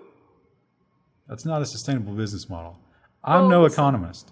But if I saw that, I would not invest. That sounds like a healthy user base to me. I mean, it works for Twitter. But that also shows you that the people they have are abusing the shit out of that service. They're not like you talking about watching 2 movies. Yeah. They're watching 20. They're not like people like us who see a movie maybe once or twice a year. Tell me, chat, YouTube, whoever you are, tell me if I should see the new Jurassic Park movie in the comments. And don't spoil it, please. Oh. Yeah, engagement. Woo. I don't want to know if the dinosaurs get out. You shouldn't have added that last I don't part. want to know if they get out or not. I'm going to say that this time they got all the security precautions right. This time, nothing goes wrong, and you just observe the park operating normally for an hour and a half. I want to see the overhead, the logistics part. That's what I'm there for. So There's a $6 billion startup in China. First of all, if you've got $6 billion of funding, you're not a startup. You're an existing business that's pivoting to new verticals. That's not a startup. I That's think a they different were, thing. well, it mentions in the article they were a startup several years ago. Well, there are other non-startups, Tencent, AIA, and New World, that are behind. Tencent owns like half of China. Yes. They're certainly not a startup. Well, I just, WeChat, that's Tencent. And of course, so this thing is named WeDoctor. Because, of course, what else would it be named? we doctor. It's got an urban flavor to it, doesn't it? We doctor. This looks so exciting. I mean, it's so clean, and this is not frontier medicine at all. You're talking to the computer. Your phone's diagnosing you. I mean, obviously, this is where the future is. You're telling me I have to pay for WebMD? Well, it's not quite that, but they make a good argument. And Bloomberg, maybe they're trying to sell this to us, but they talk about how in China, how much you think. I mean, you guys read this, but a doctor in China per year, $10,000. That doesn't seem like enough. No. That's crazy. And so they relate that to the level of care being, garbage, because it's like a public defender. You don't want that doctor. You want to get the better doctor if you can possibly afford it. So this thing tries to cut through the bureaucracy of Chinese medicine and get you exactly what you need and avoid all the bad stuff. I saw an app the other day that's available here in the U.S. that is like a house call app, and it's like Uber. So you can go on there and you can be like, hey, I'm staying at a hotel for a conference, but I have a terrible headache and it might be an ear infection or whatever. And a doctor will come and see you at the hotel at like all hours of the day or night. And it's not insanely expensive. But again, that's the question of who's the doctor in the area? Can I see their medical licensing? Most of the time it's not really a doctor. It's what's called a nurse practitioner. Oh, okay. Where But still, again, can I see their credentials? Yeah, they still have to have credentials. That is absolutely going to be turned into high price prostitution in a very short amount of time. Hi, I called the nurse. And she's just wearing scrubs and like her stethoscope, and she's got like her bag. She's like, yes. And he's like, no, where's the sexy nurse? She's just like, sir, what's the problem here? She doesn't understand. But what's important... That'd be a funny skit. What's important is the Chinese are totally used to having all of their life details, exposed, and the government knows everything. So why would you care about your healthcare data being out there? So they're fine with this kind of thing. Oh dear! I'd be a little nervous about it, but well, yeah, you would. But again, you have some. Or at least you think you have some level of privacy. Yeah. But the Chinese are not living under that illusion. They know that Big Brother knows everything. So why not tell them about your, whatever, ulcerative colitis? If you might get it cured. Well, the heat wave in New York City is slowing down day traders. This is the article I was looking for It earlier. wasn't this bad. I thought it was, but I wasn't sure. This is crazy. This is the spoiled article. So it's been 90 degrees in New York City for a while now, and so you're on our level, New York. Yeah, I feel sorry for the stock photography people, but That's clearly a day trader. I mean, clearly. Yeah. So at the cool zone. Because it's so hot, things are running slower because the wires are physically longer because it's hot. Yeah, that's the story. This is again high frequency trading. So they So you have an exchange. We did a story not long ago. There's an exchange in Chicago, and there's the one in New York, and the trades between the two go along a series of microwave towers, and they paid, I think it was $20 million for a little patch of land where they might be able to intercept that microwave signal. Literally, it's just like a little dish and a battery and a little set of hardware to capture it. $20 million, just so they might be able to front run some of those trades. That's our market. That's how our market works. Somebody also got in trouble for insider trading when some stock report came out and the trades executed simultaneously in like Chicago and New York. Whoever ordered the trades forgot to account for speed of light propagation delay between New York and Chicago. It's an easy thing to miss, And Google's making it easier. Oh, don't be evil. Well, it's not their thing anymore. Not Alphabet's either. You closed the tab. No, I didn't mean to close the tab. Broken? It's fine. Hardware news, switching gears to hardware news. Good news, you can buy a video card. If not now, very soon. NVIDIA has got by all accounts, NVIDIA has got a massive backlog of video cards for the 10 series graphics cards. Hell, we might be able to buy 1080 Ti's for $200 pretty soon. Are you saying like it's like the July 4th ads where it's furniture, but instead of that, it's graphic cards? Buy. Sunday, going out of business sale. It's just really, it's like, no. July 4th sale. Yeah, it's things are not good for the 10 series graphics cards right now, especially with cryptocurrency down and everything else like that. Gigabyte has got their quarterly earning or their monthly earnings report. They were down like 30%, 39% this month. Ooh. So yeah, that's kind of rough. That's now last month they made almost 100% more last month than they did the prior year. So not really anything terrible, but yeah, the bottom has fallen out of graphics card sales. So you can't really feel sorry for them. No. They saw an opportunity and they took it, and they knew this day was coming. Well, it's really funny because by other accounts, we've got 11 series graphics cards just waiting in the wings, but NVIDIA will not release them until they lower the inventory of the 10 series graphics cards. So it's kind of rough. Man, it makes sense. Ericsson and Intel have achieved a milestone with an end-to-end 5G data call. So yeah, Ericsson and Intel working together, talking about 5G. 5G was a big part of Intel's presentation at Computex this year. They're making radios. They're doing all kinds of stuff.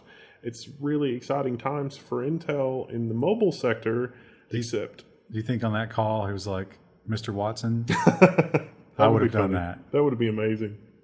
I don't think that they know history, though. You don't think they know about Alexander Graham Bell? No. Is your refrigerator running? I think that's probably what they led. Probably what they did. Prince Albert in a can. Or when the Intel guy was talking to the Ericsson guy was like, "Hey, I heard you guys were going to have problems selling your 5G modems to Apple. At least that was the rumor." And that wasn't actually what happened. It's not Intel's 5G chip that Apple is ditching. It's the Sunny Peak Bluetooth and Wi-Fi chip. So there was some kind of a call where...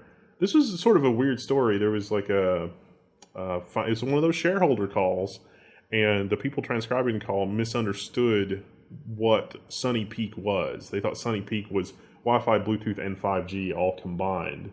And so they said that Apple is dropping its order for Sunny Peak, Bluetooth, and Wi-Fi, or Apple is dropping its order for Sunny Peak. The analysts thought that included... the 5G chip. It does not, because Intel said, well, Apple is not buying our 5G chip, but they didn't say anything about Wi-Fi and Bluetooth. So probably Apple's not buying the Wi-Fi and Bluetooth. It's kind of convoluted. This kind of sounds like damage control. A little bit. So it just seems like a mess. But yeah, Qualcomm, probably good news for Qualcomm. Or I think they had a cake in the conference room Friday. Other people, 5G by 2020. We don't have the 5G infrastructure in America. It's a terrible mess. But we got that one call. And I disagree. I think what they talked about on that call was who was banging who at Intel. Intel inside. You remember the joke from the other week. Do. It's amazing. I remember slogans and logos. ThinkComputers.org has an article on the NVIDIA GeForce GTX 1180, which has been listed on the Vietnamese online store. This is the rumor mill. Like, this is what we've been reduced to. There's literally no hardware news. So it's just There's just rumors this week. This is already a short episode, the middle episode, and this is what we're trying to fill a little bit of time with. You're welcome. Rumors and innuendo. Now, the Vietnamese site listed it for sale at $1,500 US, which is more than twice what it should be if it was a successor to the 1080. What do you think the average income in Vietnam is? Not anywhere near that. Not even $600 a year. It's probably more than that in Vietnam. That's what it was in Uganda. Yeah. Well, if you're mining cryptocurrency, I mean, you imagine. Do you see the carnage pictures from the flooded cryptocurrency mining operation? It was just a field of graphics cards and power supplies, and they were all waterlogged with floodwaters. It was a very disappointing sight. So you're saying there's a chance they could work and that we should take them? Well, maybe the value of cryptocurrency will go back up as a result of all the flooding and the loss of the mining equipment. But I don't think that was really significant enough to make a dent in that. But I could be wrong. There was also a microcode update this week from Intel that suggests that we're going to see 8-core Coffee Lake CPUs as a 6+2 configuration. So, again, rumor and innuendo and speculation. But that's all we've got. That's all we've got. We've got to hang tenaciously onto the rumors because we literally have nothing else. It's been a slow year for hardware. Woo! What's in the next episode? Robots and security and nonsense. So you got that to look forward to. Today's Friday the 13th. Oh my gosh, you're right. And what we were discussing before this is how terrible bourbon cola is. Kroger brand. Oh, you bought, so it was Big K. Maybe it wasn't Kroger brand. But bourbon is it not was great. Bourbon anyway, Barrel, in my opinion. Cola. It's nasty. Don't get it. No alcohol. Not even going to get you drunk. No, there's no alcohol in it. It's all the bad things about bourbon. And none of the good. It's reminiscent of bourbon in the same way that shoe leather is reminiscent of black pepper. I guess that's a fair analogy. Well, we've got some good news about Tesla. The Model 3s, which are the lesser expensive models from Tesla, they now have the summon self-parking feature. So summon, what is that? What's the enchantment cost on this? This is 5 mana. Okay. Well, it's 5 mana plus 1 mana for every 5 feet it is away from you. It's an expensive, but with good CD management, it's worth it. Make it work. In before next week's headline, man's Model 3 drives through his garage door. I bet that'll happen. Or flaming Model 3 with no driver crashes into parade. How many points you got to put destruction magic to get the fireball summon? Summon is pretty cool. It's a pretty cool feature if you haven't seen it. There's a video somewhere of how this works, but your car can be parked in the garage and you can just go outside and hit the button and your car will open the garage door and back itself out and open the door. And they talk about self-parking, so I wonder if self-parking will eventually, like an auto valet type of thing. Oh, you go to a restaurant. That'll be even cooler if we can do that someday. Hear that, valets? Robots are coming for your jobs. Because, I mean, if you know that a restaurant would be happy to paint its parking lot in such a way that it would be easy for the Teslas, and that really would be the end of valets. You actually, in a city, I would say that you could get probably 10 to 12% more parking because the cars could physically be parked such that you can't open the doors. But what about, will we eventually get into a world where a busy city block has 50 Teslas circling it endlessly, waiting for a parking spot while you're in the building doing your banking or whatever? Self-driving cars making traffic worse in cities? Yeah. Who could have predicted? Yeah, that's a prediction we've made several times before. We'll see. We'll see when they actually start happening more often, like more cars more on the road. Our next news topic genuinely excites me quite a bit because researchers have figured out the details of printer tracking dots and they have developed free software to defeat printer tracking dots. In case you didn't know, pretty much every printer under the sun prints microscopic dots that encode the printer's serial number, often the date and time the document was printed, and lots of other meta information about the print job to make it easier to track the source of documents, which is sort of bad if you need to write an anonymous letter. This website kept a repository of what printers used tracking technology. They had like a blacklist of, stay away from these printers. And they actually stopped bothering and just put a disclaimer at the top that says, All of them. Pretty much all of them. All printers are tracking, and we know from various court cases and police activities that they definitely use that to track what people can do. So they've got this cool new software that claims to counteract. So you can, if you want to whistle blow, you want to check this software out. Or use an old Selectric typewriter. Or cut the letters out of a magazine and glue them. Send it from your new address of Manly Stubble. Stubble Manly. Manlys. I keep hitting it backwards. That was taken. It is taken. Data from the open source ancestry site GED Match. Is it GED Match or is it GED Match? It's all capitals. I'm going to say GED. I like GED Match better. People have been arrested because somebody in your family has submitted their DNA profile to a website. And That's how they caught the Golden State Killer. That was an incredible case that broke earlier this year. And that's, you want to tell people don't use DNA services because it might come back to haunt you. But I think a lot of these cases, it's just simply one of your family members uses it. Yeah. And that's enough. That's a terrifying world. Because you can't protect yourself against your own family. Maybe unless you kill them all. Like, that was the Golden State Killer's one mistake.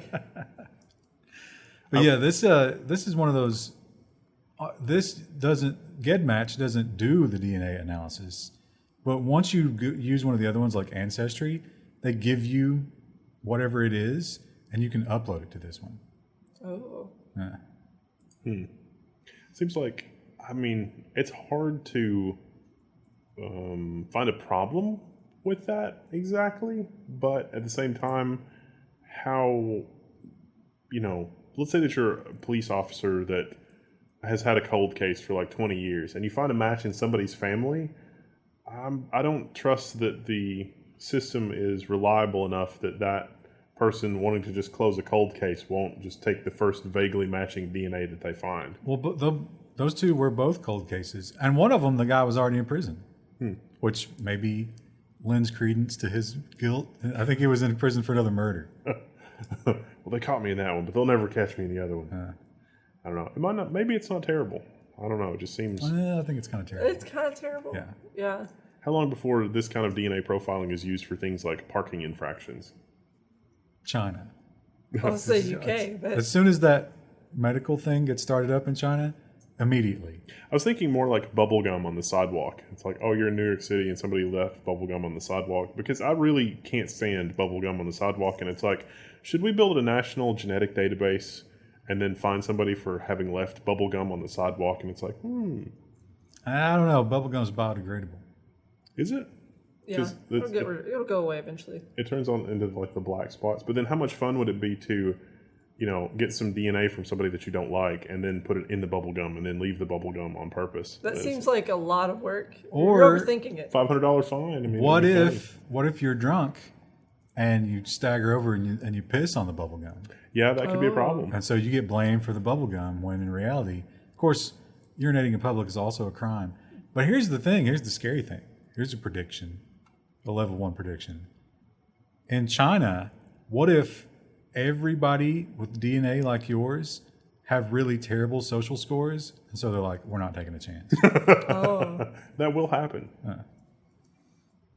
Speaking of things that will happen, people will complain about things that they misunderstood but agreed to.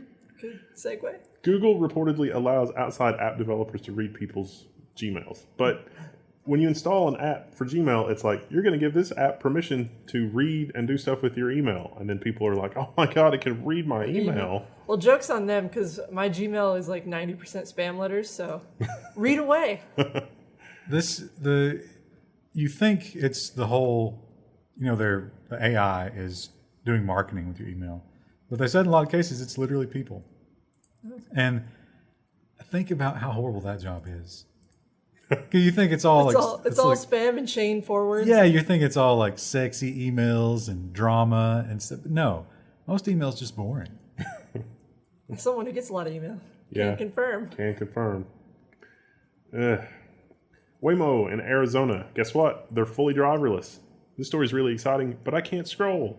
So you're going to have to go check it out on yeah. azcentral.com just because. There are videos of it. azcentral.com is the website that always advertises leggings to us. Yeah. And we're not sure why. Oh, it just crashed. Their leggings ads have crashed it. But there were videos of it, and it literally is like there's someone's just sitting in the passenger seat and the car is driving itself. Yeah, this is cool. So you can sign up. This is not just driverless cars testing and being empty or having employees in it. You can sign up and be part of this early rider program. And it's driverless Beta cars. testing. Yeah, they take you around. Neat, because Arizona is apparently the place to be. Even after the... It's dry, it's flat. Yeah, but they had the Uber mishap. Mishap. But Waymo, I think, has a 100% record. They've had 3 accidents, all the other person's fault, one of which was a drunk driver. Wow. I know who I'd select. The Waymo-powered... Waymo. Supporter of Level 1 text. Just kidding. Yeah, they're way more reliable. What a terrible but also amazing name, much like most of the names that Google comes up with. They are clever, aren't they? Usually evil and clever go together. So I understand that. The next story makes Wendell sad.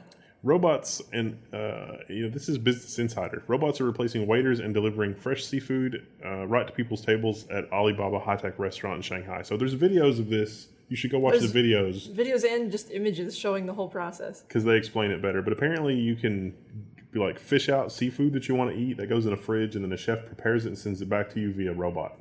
Kind of like a sushi belt sort of thing, except it's more customized and it's literally all automated. Well, it's like a lot of Chinese buffets have the grill. Yeah. And you can go through and pick your seafood items and they'll grill it in front of you. They don't do it in front of you here, but they deliver it on a robot, which is cooler. Which, yeah. Objectively. I would say I give this restaurant many points for all the automation, but I think that just based on the images, that it doesn't look like a very nice place to eat. Well, it looks very sterile. Yeah. Which I like. Yeah. I don't know if I like that. Like, if I'm going to spend a lot of money on a meal, which I'm sure this stuff is expensive. If there's open air seafood, I like that it's sterile. I like that it's sterile. Yeah. Wendell can't eat certain types of seafood because it makes him sick. So this place he'll never be able to visit. Or you could, I guess, and take your chances, take an EpiPen. You think this kind of restaurant would be successful if there were just cows and chickens roaming around? That's kind of horrifying. What's the sales pitch? You choke the little chicken the life out of it. Oh. Dump it in a bag. No, you have to cut off its head and then watch the body. It's like, you could do headless chicken racing. It'd be like a kid's restaurant. We had that in the... No. You're not going to tell us about that story.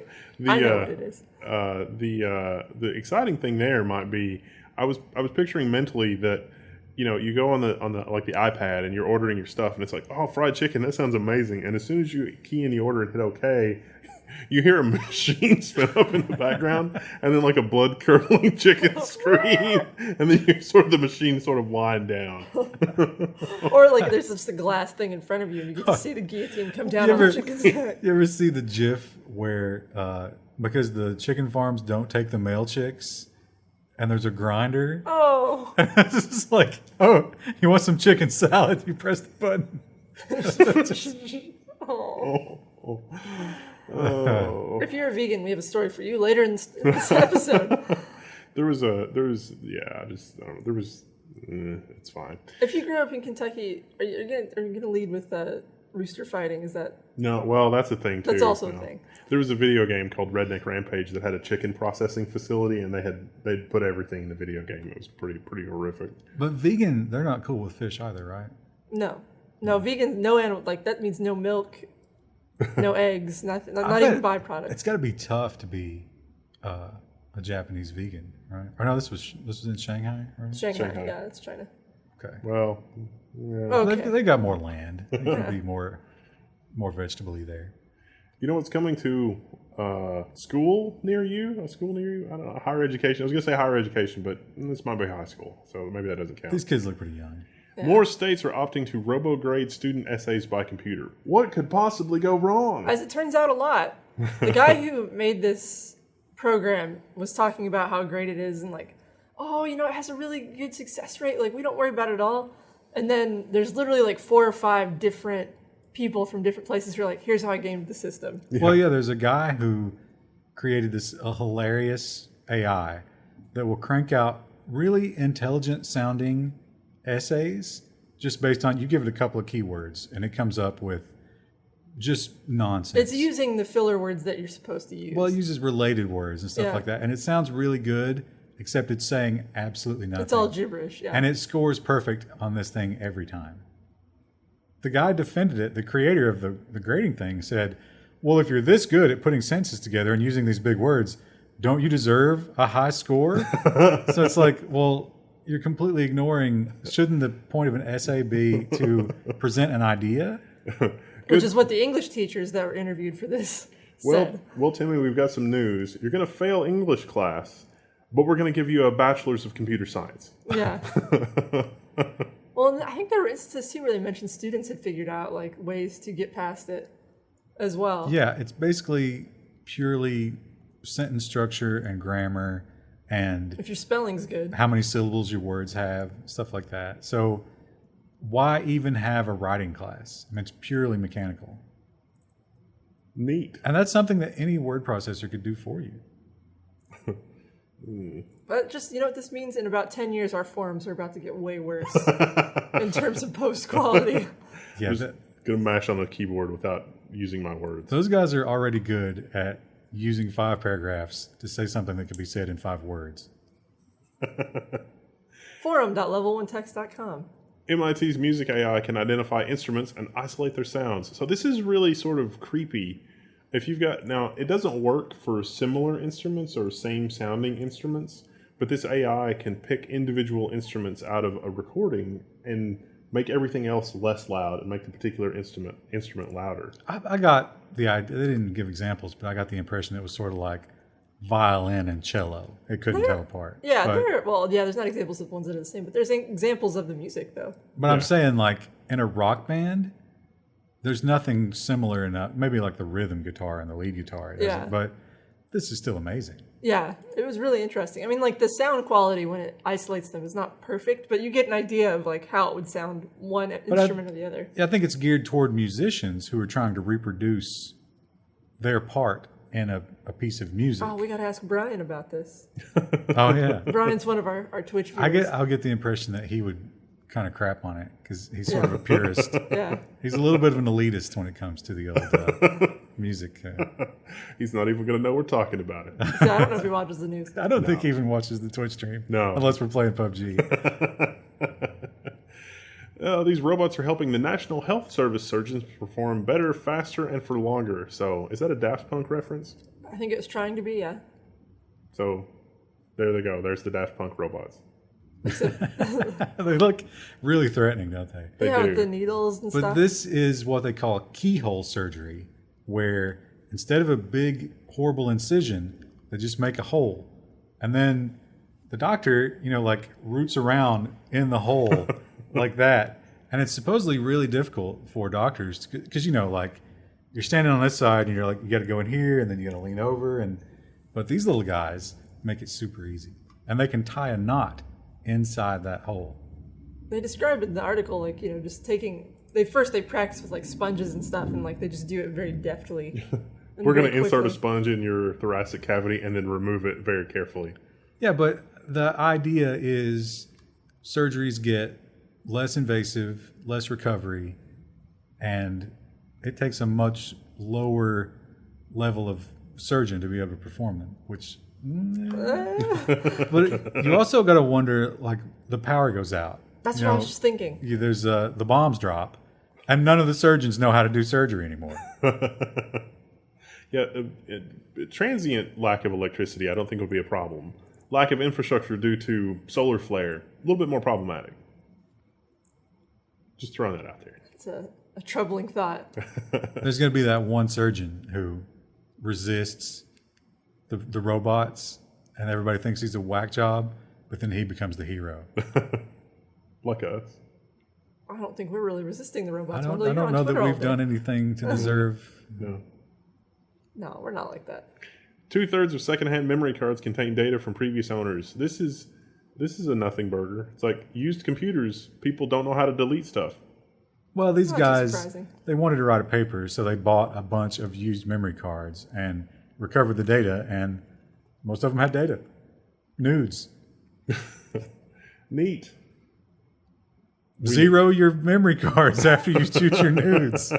That's the public service. Maybe we should do a video on that, like how to zero your memory cards properly, how to erase flash memory properly, because most people don't realize. It's like, I'm going to use erase in the camera. That's good enough, right? Maybe like a 5-minute video. I guess that would probably be good. Well, People like short videos, It right? wouldn't just have to be memory cards. I mean, the process is going to be the same for all of your storage needs. Let us know in the comments below. Woo! Hackers have stolen millions of customers' data from the Adidas website. Adidas wants to emphasize, well, they didn't get the credit card or health data. But they did get the passwords and someone could log in, and it seems like... They got literally everything else. Yeah. All day I dream about stolen customer data. That was a slogan joke for Adidas, right? Does Adidas have a slogan? No, but there's a song. That's the Adidas song. Well, no. It's not an Adidas song. I imagine it's a rapper song. No. Oh. But it's all day I dream about sex Oh. in the song. That's what that's Get for. it? Yeah, because it's the Adidas stuff. So That's what you call an acronym.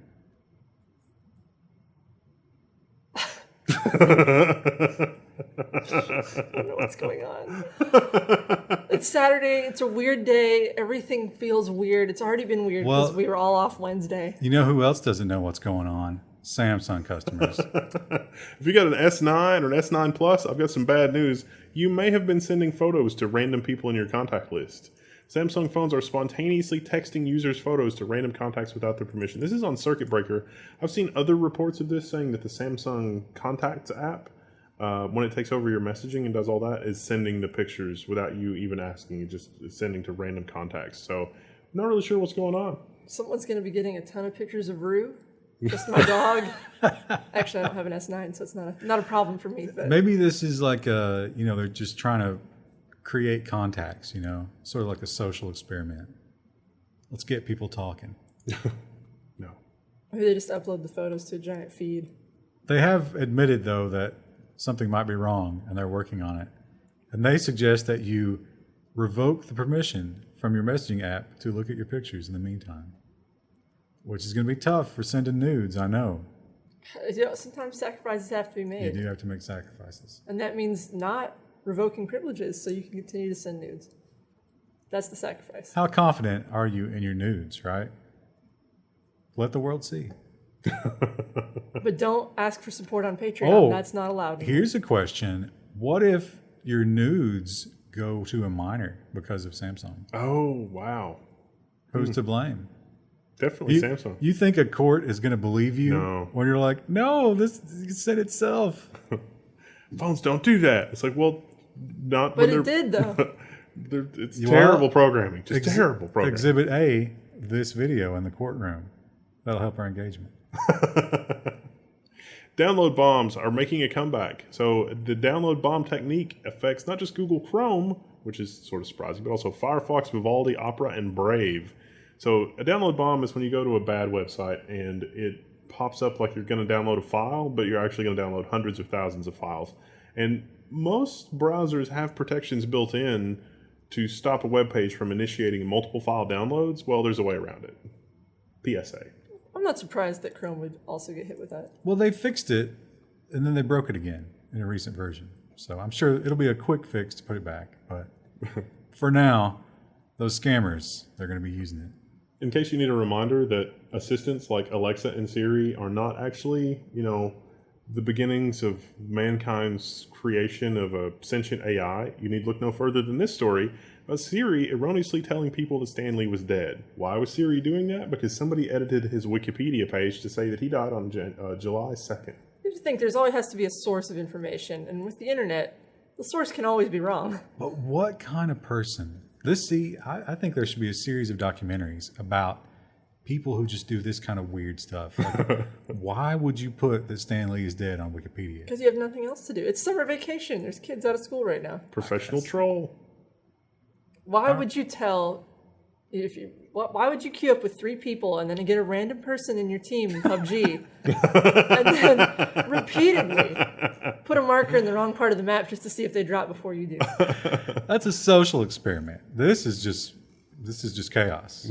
There's no explanation. Although, you have to give Siri a little bit of leeway here. That's a pretty believable story. Stanley. Yeah. He's like He's a million years old. Yeah, he's. I feel like he's having such a good time that it's keeping him going. Yeah. Yeah, probably. I've heard that's the key to it from people who are. He's having a rich sunset in his life. Which, he deserves it. He deserves that Disney money. Zenio offers AI, I don't know if I'm pronouncing that right, that predicts customer behavior with scary accuracy. So yeah, if you're in marketing, you just perked up. Because, the holy grail that you've been promising your customers, like AI, to figure out what all this marketing stuff means. And we've been vacuuming up terabytes and terabytes of data for no apparent or logical reason. But we're going to throw AI at it and get a solution. Well, these guys have figured it out. And you know what their accuracy is? About 40%. Well, it's better than what marketers are currently. So I think if you work in marketing, you might have already been perked up. Percocet. Perk 30s, as we say here in the mountains. The pain comes from inside. But the 40% is actually pretty impressive, considering that most people hate marketing and it's difficult. A lot of these, I guess we wouldn't entirely associate marketing with spam and scammers. Maybe. But if those guys get like 1%, they're happy. So 40%? Yeah. That's pretty good. Yeah, it's surprising that the AI has been this good. I wonder what sort of data it requires and what it's doing exactly to manipulate a decision. Because it's like, I'm in the market for a new laptop. Is the AI, smart enough to know that I'm in the market for a new laptop and it's going to target me specifically? Or is it going to take somebody that's not in the market for a new laptop and convince them that they should be? No, I think it's improvements and whatever. I think it's entirely predictive. It's looking at old information and trying to decide what you want next. It's not really influencing you. It's going to be interesting to see if we get more data out of this. They secured some funding and some other venture capital-y type stuff. So I'd say we'll see more of them in the news if their product is as effective as claimed. They've got like predictive AI and marketing in the title. It's going to be an avalanche of money. To the moon! Yeah.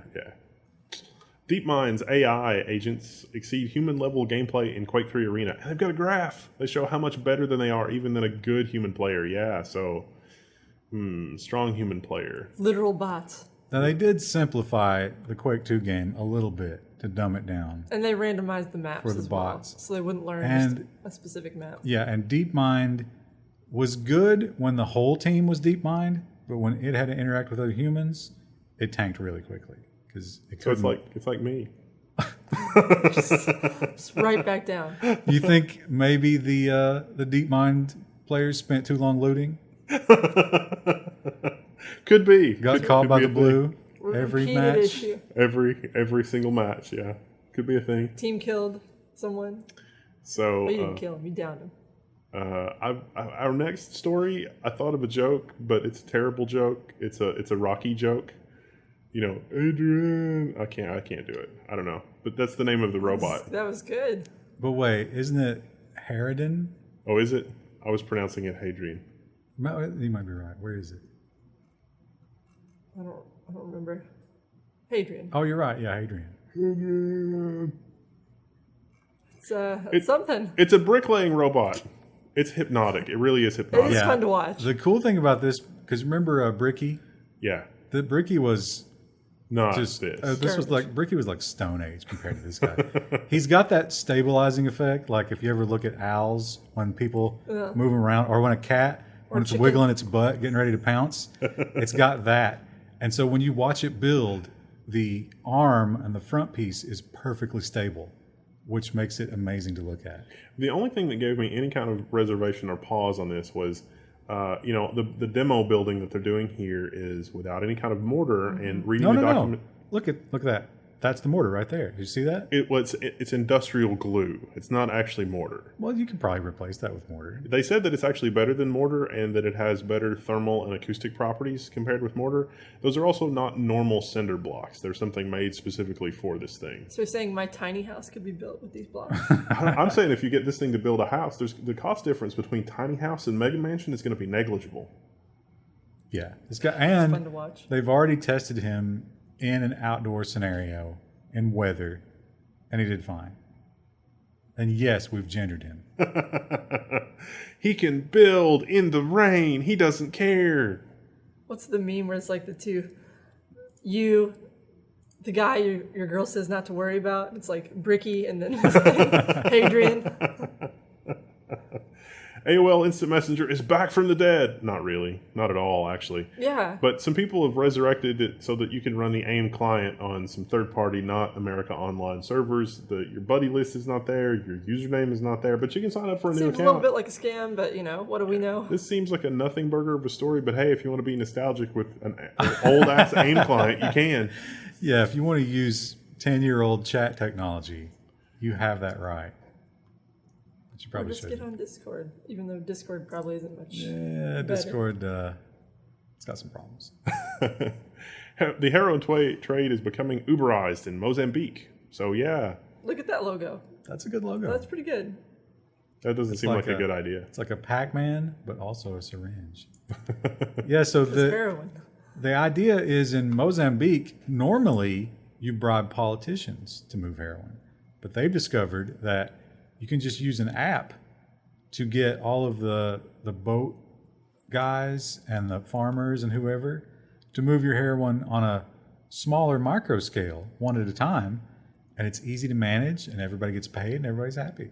Neat. Are you saying cutting out the government made it more efficient? Yeah, as is always the case. And they're getting that heroin right through Mozambique, sending it out wherever it needs to go. Well, and as you know, the more fresh the heroin is, the better it tastes. Someone who eats a lot of it. I think it's more about how many times it's been cut. I don't know if freshness plays that much into it. I don't know anything. That'd be funny if we started doing vintages for heroin. It's like I'll have the 96 black tar. Black tar. In a spoon, please.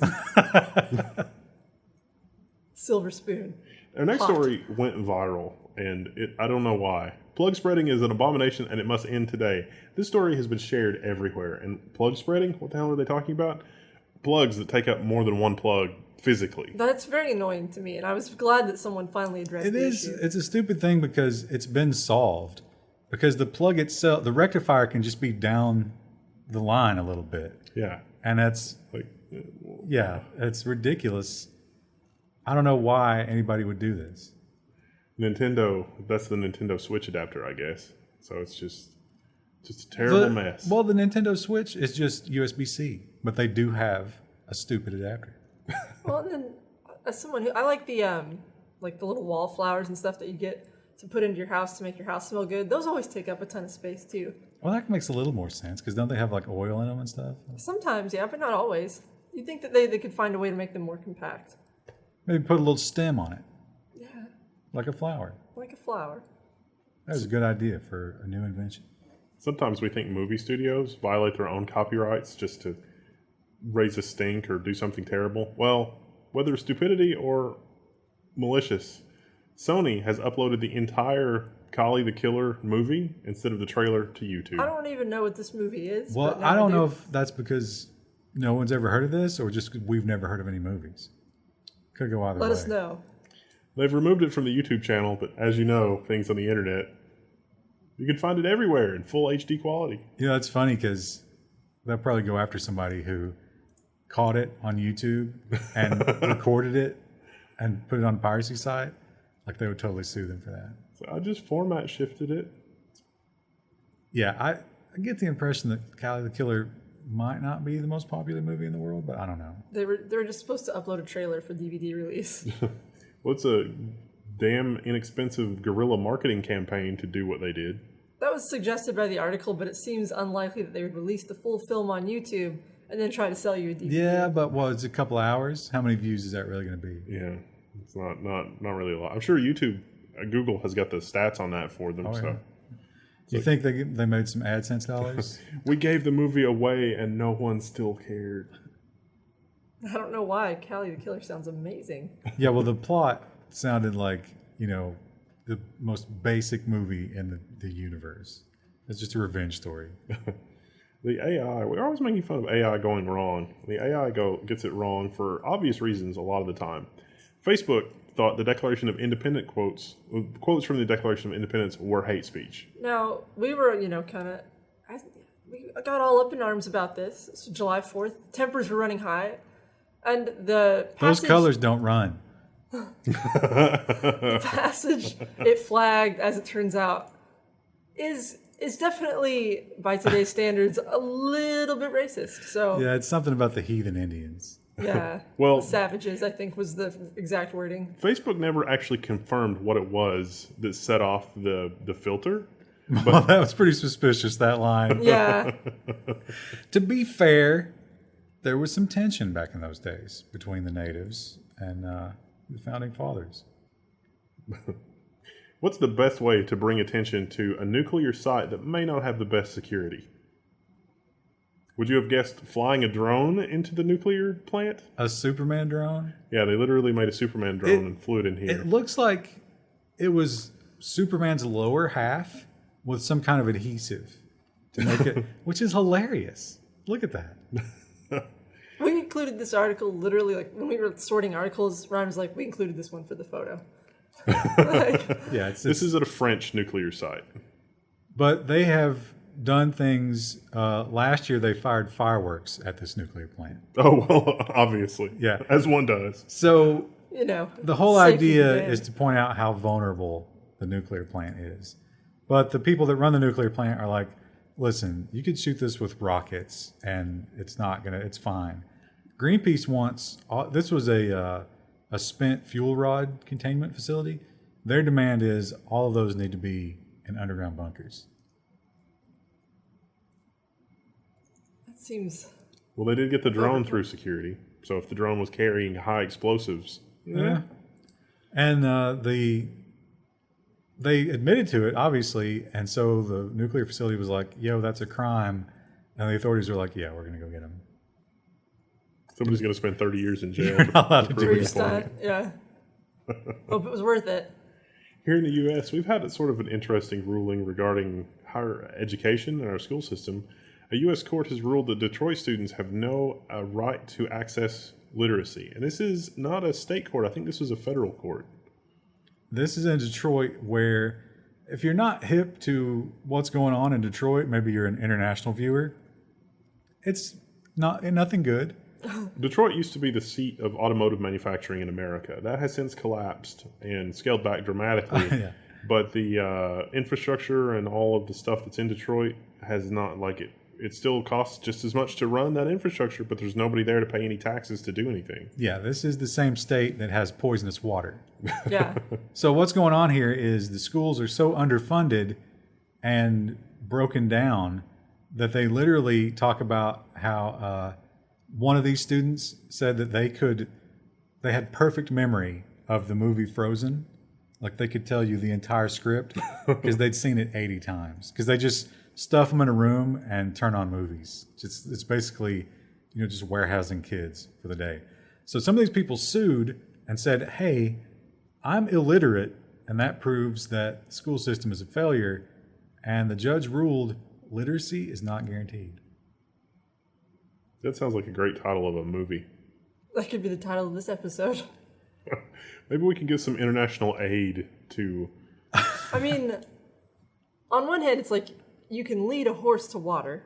You can That's lead a very true. student There's a to lot. education, but if a kid doesn't want to learn, there's nothing you can force them to do. There's a lot of gang activity in Detroit, and a lot of these kids are, fighting, and the teachers are probably not completely to blame. And I take a very libertarian view of the world. It's like, hey, teach your own kids to read. You ever think about that? Don't depend on the state to do something. But at the same time, a lot of state and federal dollars are being dumped into these schools. And what are we getting for it? Exactly. We're paying taxes so kids can watch Frozen. Can we turn the lawsuit around then and be like, because there is no literacy and because it's not guaranteed, can I stop paying taxes on that? That would be fantastic. That's the issue. You know what else would be fantastic? Vegan electricity. This is the next big thing. I want to invest. No, I don't. Ecotricity announces the world's first vegan electricity. So The surprising thing about this story is how much electricity comes from animals. Or just animal byproducts. Well, yeah, if you have a farm, the hot new thing is to collect all the poop and leavings and stuff, sort of like a compost, and you put it in one of these methane bleeders, and it generates electricity. And also somehow, like the corpses of some of the dead Animals. pigs or something, they turn that into electricity. I don't know how that works. So is that vegan? Like if you have the salmon, there was a bunch of dead salmon. Yeah, salmon. And so like if you have a bunch of dead salmon and they were already dead not through any action or inaction that you took, but you're going to use the corpses to generate electricity, it seems to me that would still be vegan. Because it's from a farm. Farms themselves are not vegan. So, but if there was like an algal bloom and we used the methane from that would be vegan? No, because we probably caused it. See, I feel like, there's going to be farms regardless of your own personal choice. And it seems like using every possible part of the process of making meat or whatever, you'd want to utilize that to in turn make other things such like electricity. No, Krista. The animals are not here to serve us. Maybe not, but that's how we use them. I think it's fantastic that we're recycling some of these farm products and making electricity. That seems wonderful. Yeah, waste product. Like it literally just get dumped in a pile somewhere. Literal shit. We are taking literal shit and turning it into power for my tablet. Think about what a world we live in. We're living in the future. They want to take that away from you. What's even more amazing is that there's a market for vegan electricity. I don't know who's buying it. Because most places you don't have a lot of electrical providers. Like you can't pick and choose. So how do you market this? Do you market this to like a municipality? And that's you can't just bottle up electricity and sell it in different markets. It's whatever's closest to you. So it sounds like it might be a scam. Like, healing crystals. They've got like a big burner, a turbine in the back, and they're just pitchforking chickens into it. It's totally vegan. It's just feral cats.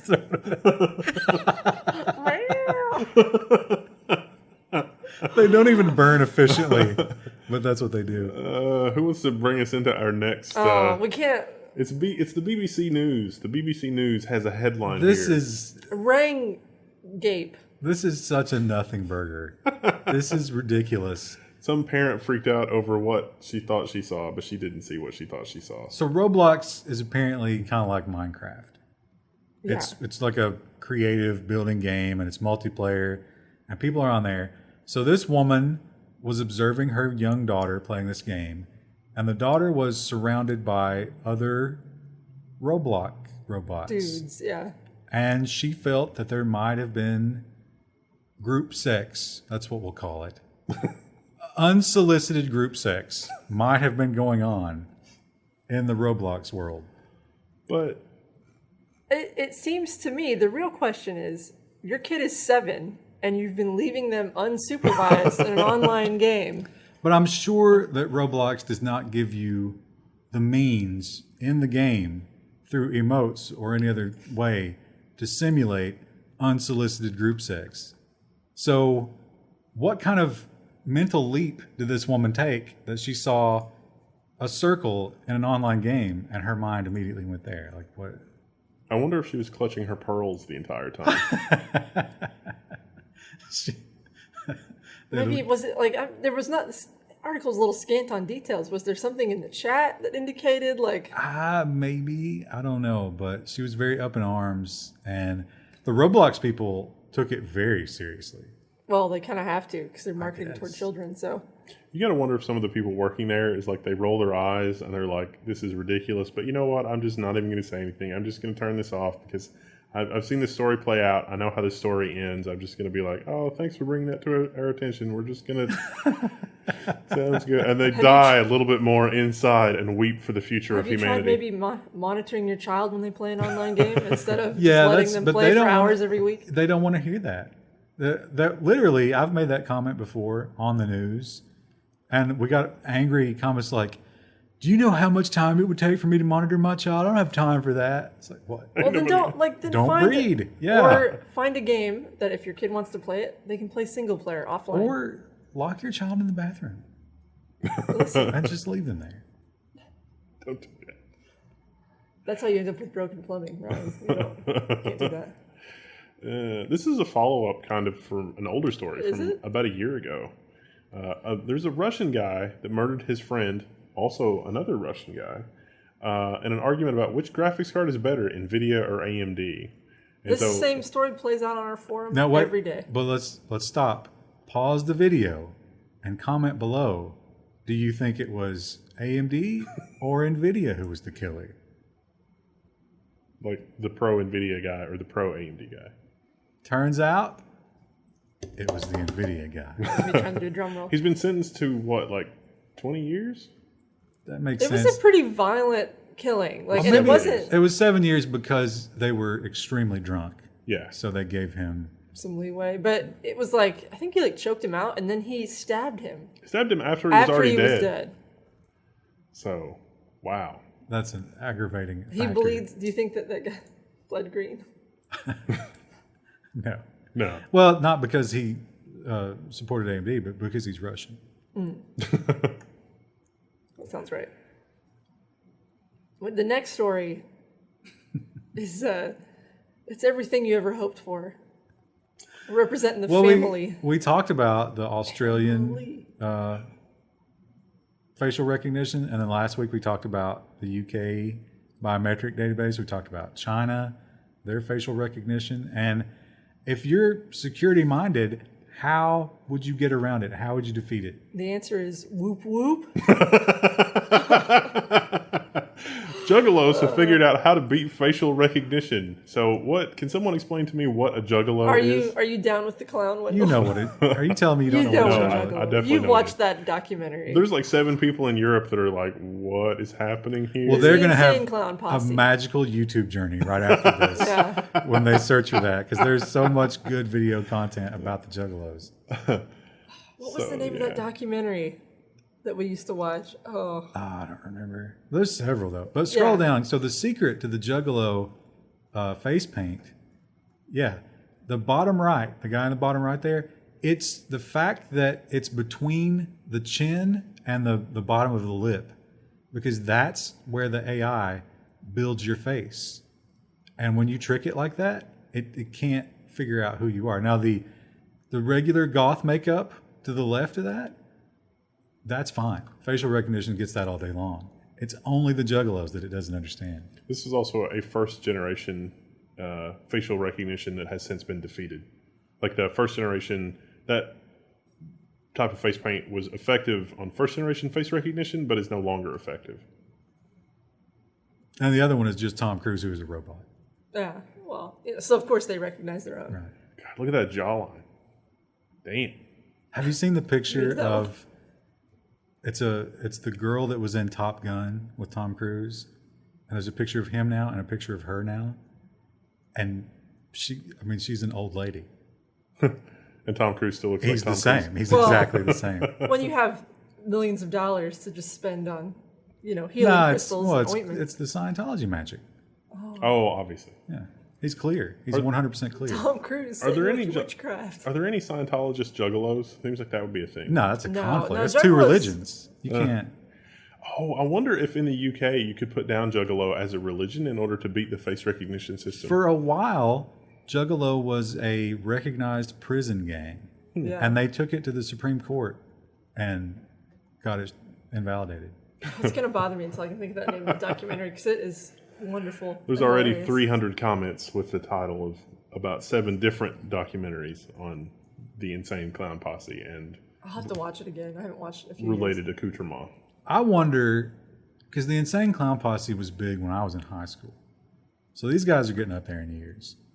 How old are they going to be running around in that makeup?